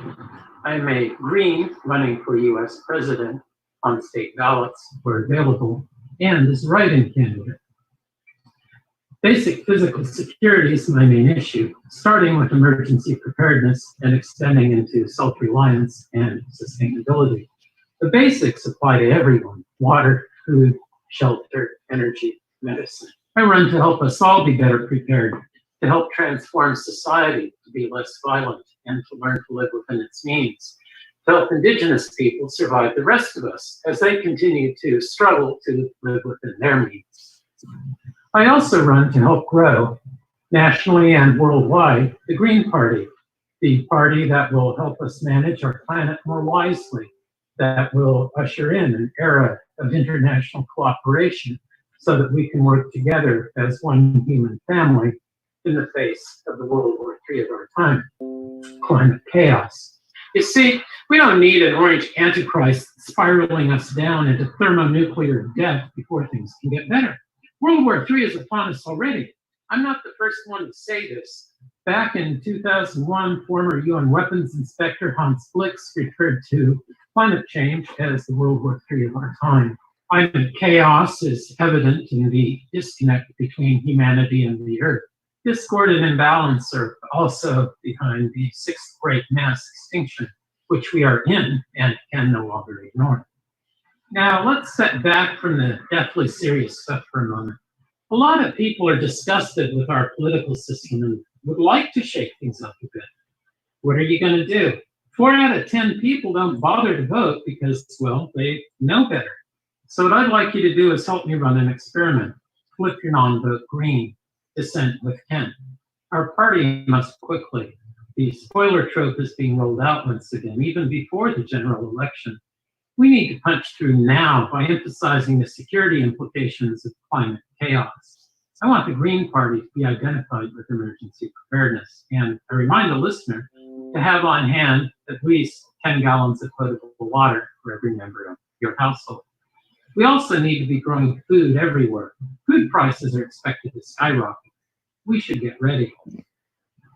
Support this run to support the Green New Deal, the green one, the one with our name and fingerprints all over it, the one I talked about in 2008. The proper Green New Deal will help with our readiness, our economic transformation, and will give something of great value back to the people. Our political system needs to be more of, by, and for the people, not just the deep pockets. All the people, including Indigenous people. I run to call on the federal government to be good with their word, to honor the treaties.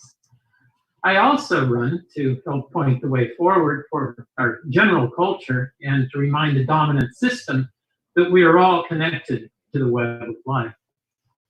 I run to advance a Santa sack full of solutions to end our electoral dysfunction, such as ending gerrymandering, switching to ranked choice voting and approval voting, getting the national popular vote into more states so as to do an end run around the elitist electoral college. There are many solutions. The reason things don't change is that the main parties like things just the way they are, since it works for them. Please don't support Status Quo Joe or Agent Orange number 45. Support this campaign, this candidate, this party, and this movement. Make a real difference. Dissent with Kent. Remember, 10 gallons on hand for each person. Don't forget to register green and vote. Best play for president. Also, please support Lisa Savage for U.S. Senate in Maine. Thank you. Okay. Next is Susan Buxer-Lukaki. Hi, welcome.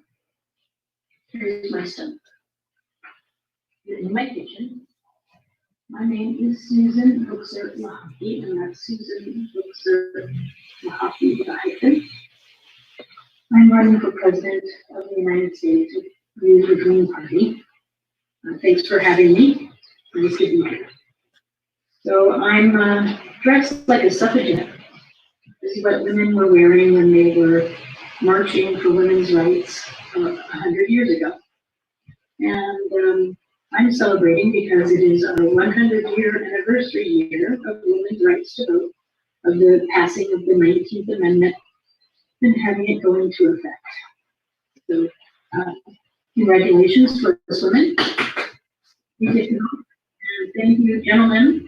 Okay, not you, all you gentlemen, but your fathers or your grandfathers certainly voted for us to have that right. So it's great that we have it. I'm really happy, but I'm still marching for women and women's rights, and that's what I'm wearing also this costume. And I'm just celebrating every day this year that we can vote. Now, I tried to do this without reading, but it seems to go smoother when I do. So let me start by saying I'm passionate about being a woman, a mother, a wife, and a volunteer. I'm a doula. I was born a third child in a Polish Catholic middle-class Republican American household, daughter of a U.S. military father. I was born on Travis Air Force Base in California in 1965. During the Civil Rights Movement, the second wave of feminism, a man on the moon, the Vietnam and Cold Wars. I lived all over the U.S., including 2 years on Guam, and so from Guam, USA to Rochester, New York. Then it was my teenage years. I had races, snowstorms, horses, boys, MTV, and high school. I achieved 100% on my math Regents final in 9th grade, and I took AP art classes for the last 2 years of high school. I used to do the swim for cancer, for the Cancer Society, for Lions for Life, and also UNICEF collections in Hollywood. Actually, the Lions for Lives was not the Cancer Society, that was, I think, the MS Society. Then I was a Girl Scout, an art club member. I started and led an Alateen group, and then I was also briefly in the math club. I received scholastic art mentions and awards over the years for my artwork. So finally, then I went off to New York City, and I studied at Parsons School of Design, and I graduated in 1988 with a BFA in illustration. Then the struggling years began, and I had crushing student loan debt that I couldn't get out of. I worked extra at Pizzeria Uno, and even while going to Parsons, I was in the work study program, but it was not enough. And also working at Pizzeria Uno, there was no affordable health care at the time. Eventually, to survive, I had to get into banking, and I passed my Series 7 and 63, and I used that to advance in banking in my career. I used to, when I lived in New York, do walking volunteer horseback riding tours in Prospect Park in Brooklyn, and I used to do the New York City bike tours for multiple sclerosis. Today, I live in Zurich right now, and sometimes in New York or all over the U.S. I've been here for 20 plus years. I got married to a nice Swiss man. His name is Christoph, and we have a daughter together. Her name is Jessie, and we're here together with our 2 dogs, Penelope and Minnie Mouse. So being a mother was not easy for me. Jessie is our second child. Our first child, Kai, died of a major heart defect after living only 1 day. And then when Jessie was 3, she got childhood leukemia. And after treatment and remission, it came back again at the age of 7. So we spent about a total of 6 years over the years at the Children's Hospital in Zurich. I'm proud to say that today Jessie is 18, and she is studying to be a pediatric nurse through the apprenticeship program that they have here in Switzerland. And I know the US has an apprenticeship program. I would like to make it more prominent. I don't think we're utilizing it as good as we can. And here I've seen how good an apprenticeship program can be. So that's my speech there. Anyways, I am a living Dadaist, a humanist, an activist for women's rights, and a spokesperson, and a peace promoter, a past vice president of events for the American Women's Club of Zurich, a past president Unitarian Universalist of Basel. Currently, I'm a business owner, a co-director of the Unitarian Universalists of Zurich, and founder, a co-founder. We're trying to get it off the ground, but things are a bit crazy at the moment, as you know, with the coronavirus and everything. And I'm a Green Party presidential candidate. So I just want to touch briefly on my U.S. tour that I did back in February and March. I went around to check out the infrastructure and see how the mass transit system was working, the buses and the trains and everything together. I was surprised at some places and disappointed in others. Then I met up with some Green Party people, participated in a few presidential forums and primaries, which this is all new to me, being a politician and doing all this. So it's been quite a learning experience and fun and frustrating at the same time. I met Americans, U.S. Americans of all different social levels. So it was really interesting. One of my favorite meetings was with the Navajo Nation, and I had a nice chat with somebody working at the Capitol there. It was really, really good to learn about the Native American issues. So yeah, I'm so happy I did that. Then I had also attended Susan B. Anthony's 200-year birthday celebration, which was wonderful. I'm named after her, Susan. So, you know, it's kind of, yeah, 200 years ago she was born. The great American. Then I visited various Unitarian Universalist congregations, and I participated in the FEC San Antonio conference.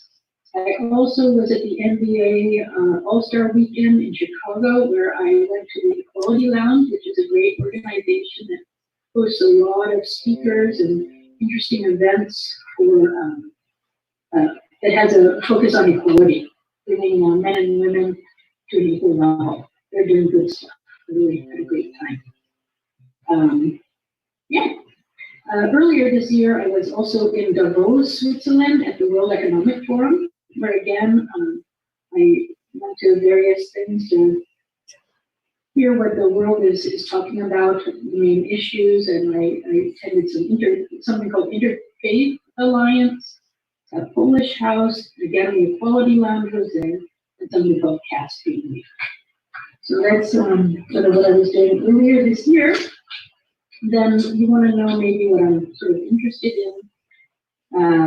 I like the fact that the Green Party is not afraid to put a woman on the ballot. And that's one of the main reasons why I'm with you. I also find ecology, we have to stop polluting the planet. And the coronavirus is actually helping with that. I don't know if you've noticed some news that's come out, but it's quite impressive. Nature is healing. So by staying home, we're doing a lot of good. We're saving lives, we're slowing the spread, we're flattening the curve, and we're saving the planet all at the same time. And I don't know if you heard, but this is the first march that happened since 2003 that there wasn't a school shooting. So this is really, really good. It's good. For our students, because that is one thing. When you go to school, you don't go thinking, "Oh, am I going to get shot today?" And you shouldn't have to. You'd be thinking, "Oh, what am I going to learn today?" I'm so excited. So some of my things are about schooling and guns, and so peace matters, greenways matter, women's work matters, equality matters, respect matters, equal opportunity matters, families matter, quality of life matters, education matters, no more school shootings matter, women matter, and clean water matters. And that's something that the Native Americans don't all have, and perhaps some of you don't have. I don't know. So I'm going to say that's the end of my speech. I am prepared to talk about whatever you want to talk about, so please contact me. Contact the people you're supposed to contact before contacting me. Again, I'm Susan Boxer-Lahofty, and thank you for listening. I wish you all a good day.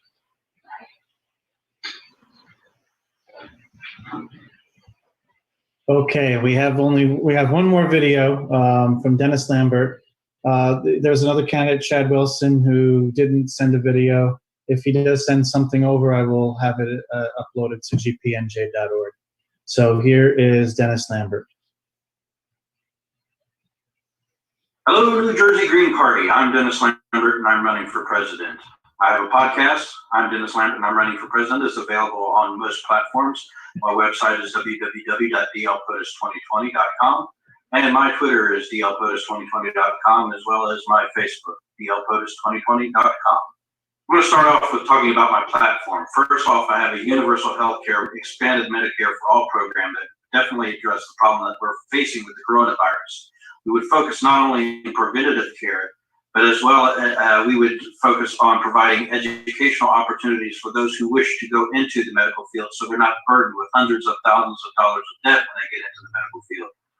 Introducing price controls will also help us save lots of money when it comes to providing a universal health care program. We can certainly print trillions of dollars to bail out businesses at this time. We can certainly spend trillions of dollars to provide health care for our people. Next off is a $25 an hour minimum wage. What we're really focused on now with this coronavirus is essential workers, and what we're finding out essential workers are. It's not only people in the medical field, but people who provide you with food, who are running the businesses that provide you with the food and the necessary things that make life comfortable and worth living. I think $25 an hour is a very reasonable minimum wage, especially facing what we are facing in this current economic climate, where most people are in danger of losing their homes. Meanwhile, Congress is bailing out banks and bailing out businesses that don't need assistance, that make billions of dollars in profit every year. The next part of my platform is to end all wars. That means all the drug wars, all the regime change wars. Back in July of last year, July 2nd, in fact, I put out a press release on my website. This is 8 months before Bernie Sanders announced that he would end the drug war and legalize marijuana. I said that I would do such a thing. Every time I've run for office, I have announced that I fully support the use of cannabis, as well as the cultivation by any individual who chooses to grow that for themselves. I believe we need to end all wars, including the regime change wars that we're currently engaged in, 7 different nations all over the country. We've created a failed state in Libya because of a regime change war, where we now have open air slave markets once again in Africa. We need to end wars. We need to actively wage peace with all of our enemies as well as our friends. I don't believe in a Green New Deal because I believe the deck is stacked against us. What we need is a total change in the concept of how we generate electricity as well as how we live our lives. This is why I have the Renewable Infrastructure Investment Program, or RIIP. Now, my Renewable Infrastructure Investment Program, we should focus on the acronym of HEAP because these are the 4 main areas on which I focus my program. H is housing. We need to make sure that everyone has adequate housing, as well as being insulated against the changes in the weather, as well as safe from future ecological catastrophes. The next part is energy generation. We can, anywhere that there's wind, water, or sunlight, generate electricity for communities. In my travels, I saw plenty of solar panel farms as well as wind farms, and we can easily adapt turbines to fit into water pipes to generate electricity through the natural flow of water going to our houses. Agriculture is the third part of heat. And for agriculture, I see us not only doing crop rotation and regenerative farming, but we need to also work on moving away from factory farming, investing in rural and urban farming that provide direct support to those communities that they serve.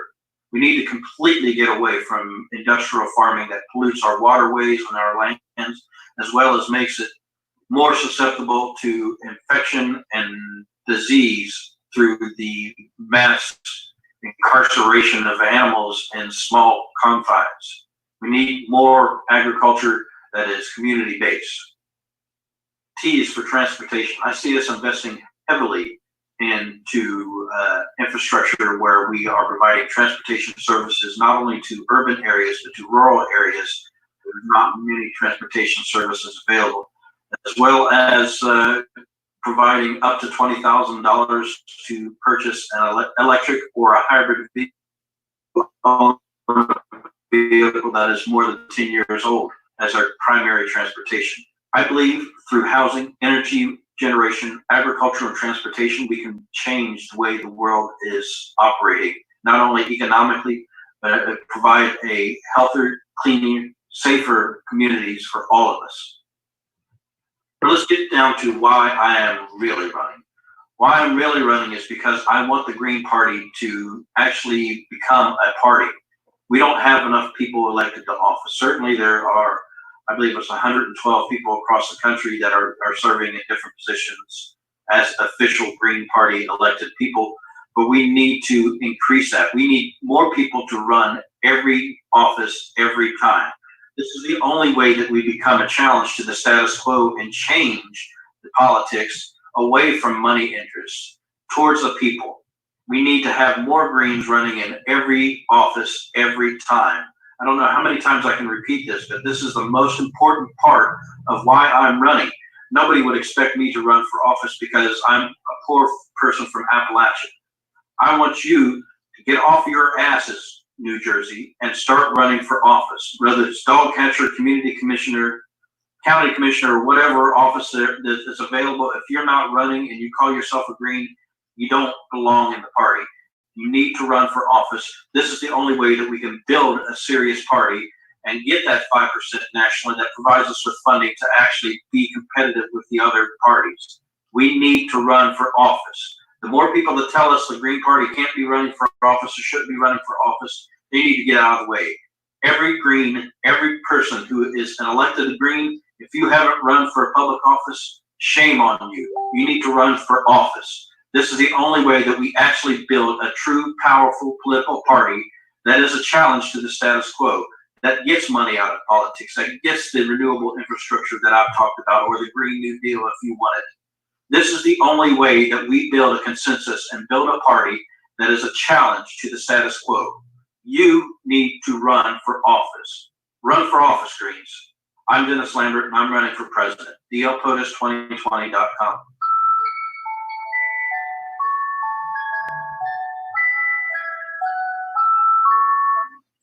Okay, let's do this. Hang on. Theme music was so endearing at the end. Yeah, right. Okay, so we wanted to showcase our recognized candidates and also Greens that had announced to run for president that are not formally recognized by the national party. Point of all this is we have sent out our presidential nomination ballot. So any registered Green in New Jersey, any up-to-date dues-paying Green in New Jersey can request a ballot. And all that is done through our gpnj.org website. So there's going to be people here, hopefully on the stream, that haven't paid dues. If they're interested, they can reach out to our elections chair and figure out how to connect to get that done and request a ballot. You technically have until May 5th at 11:59 p.m. to cast your ballot. I'm going to share one more time how to go through that process for people that aren't aware. So let me just go back to my other screen. So once you go to gpnj.org, up here at the 2020 Annual Convention and Presidential Nomination tab, you would then click that, follow through the agenda for today's convention. At the bottom, there's a register link, which takes you to the next steps. Now, obviously, you're here on Zoom, so we already completed step 1. Step 2 is to take you to the ballot request form. So when you scroll down to step 2, it will again reiterate a Green, New Jersey registered Green or dues paying, and the ballot must be received back to us by Tuesday, May 5th at 11:59 p.m. So once you click this link for your Green Party presidential ballot, it's going to bring you to our Action Network page. And this is going to request specific information so that our elections chair can cross-reference and make sure to the voter rolls, to our internal documents that say who's dues paying, that he can actually line up everything properly. He will also make sure that people aren't getting, multiple ballots. And you'll see on the right side, again, I'm already signed through Action Network, so it already knows me, but it does want my phone number and address. So if you're a first-time person filling out the Action Network form, you're going to see, obviously, more details need to be filled out. And again, phone number is required, so in case he has to reach out to you, he will call you and make sure you have your ballot. And obviously, the address is crucial to make sure he can line up with the voter rolls. So that pretty much wraps up our convention. I think part of the other groundbreaking information is we are going to be having a separate ranked choice election for co-chairs for 2020. There are 4 candidates. We have Diane Moxley, we have Tom Violet, we have Kim Might, and myself, Craig Cayetano. So we're going to be working on communicating that out, also probably through the same format and using the same software that we're using for the presidential election. So that will be going on. And stay tuned. We'll have a press release on that. And hopefully the results on that should be on April 18th. So we thank everybody for coming Craig, up. can I make any time for any announcements or? This is just, we were just going to wrap up the live stream. Oh, portion, okay. And we're going to move on to internal deliberation and questions regarding the presidential candidates. So again, I welcome everybody and thanks for attending us, and stay tuned to GP, Green Party New Jersey for the rest of the year. Thanks, everyone. Thank you. All right. So as we heard there from the chair of the one of the co-chairs of the Green Party of New Jersey, as I shut down my Zoom here. So they're gonna start doing their internal. I guess they're gonna do some more internal debating about the presidential party, but we'll just spend a couple minutes here putting a bow on our end of it on the live stream here, comrade. So we heard, of course, Howie Hawkins. We'll let you know what we're interviewing Howie. He's going to be on Wine, Women, and Revolution coming up here soon. People will have plenty of time for that to be discussed. But with the other candidates, did any of them grab you? The way they talk. Let's find the good in some other greens around town. I mean, obviously Dario is a good candidate. He's serious. He, speaks good about the party, the platform. He has his vision for the party. So obviously he gets props for that he put together a good presentation. Yeah. It's nice to see. And one thing I'll notice, and I'll talk a little bit about Dennis, who I talked to at up in Salem when I was at the National Convention this past year. One thing, and I actually talked to Dario about this, and I said, Dario, one thing that you notice here is, we're not talking about saving capitalism at this convention. We're not talking about, we're not arguing over whether people should have health care. We're not arguing whether we should abolish white supremacy. We're not arguing over feminism and women's rights. We are arguing how to get there and over strategy and over a lot of details in there. But the arguments that you have in the Democratic Party and what I think most people are used to seeing in mainstream media are not the arguments, that we have in the Green Party. But it doesn't mean we don't have arguments and we don't have politics, And I will say that I did, out of the candidates, I met Dennis, and I encourage you if you're around the country, look, as I announced this morning, I'm working on Howie Hawkins' campaign. I'm his national organizer, but it doesn't mean I don't encourage grassroots democracy and the things that, can be done when people engage with a political party outside the establishment. So, and I had a chance to talk to Dennis, who's a really nice guy. These are poor people. The Green Party has had homeless people on its executive council in New Jersey. We are not the bourgeoisie. We don't have corporate influence. We're not screwing around. It's not a tagline for us. These are real candidates. And you heard Dennis mention there that he's a poor guy from Appalachia, and that's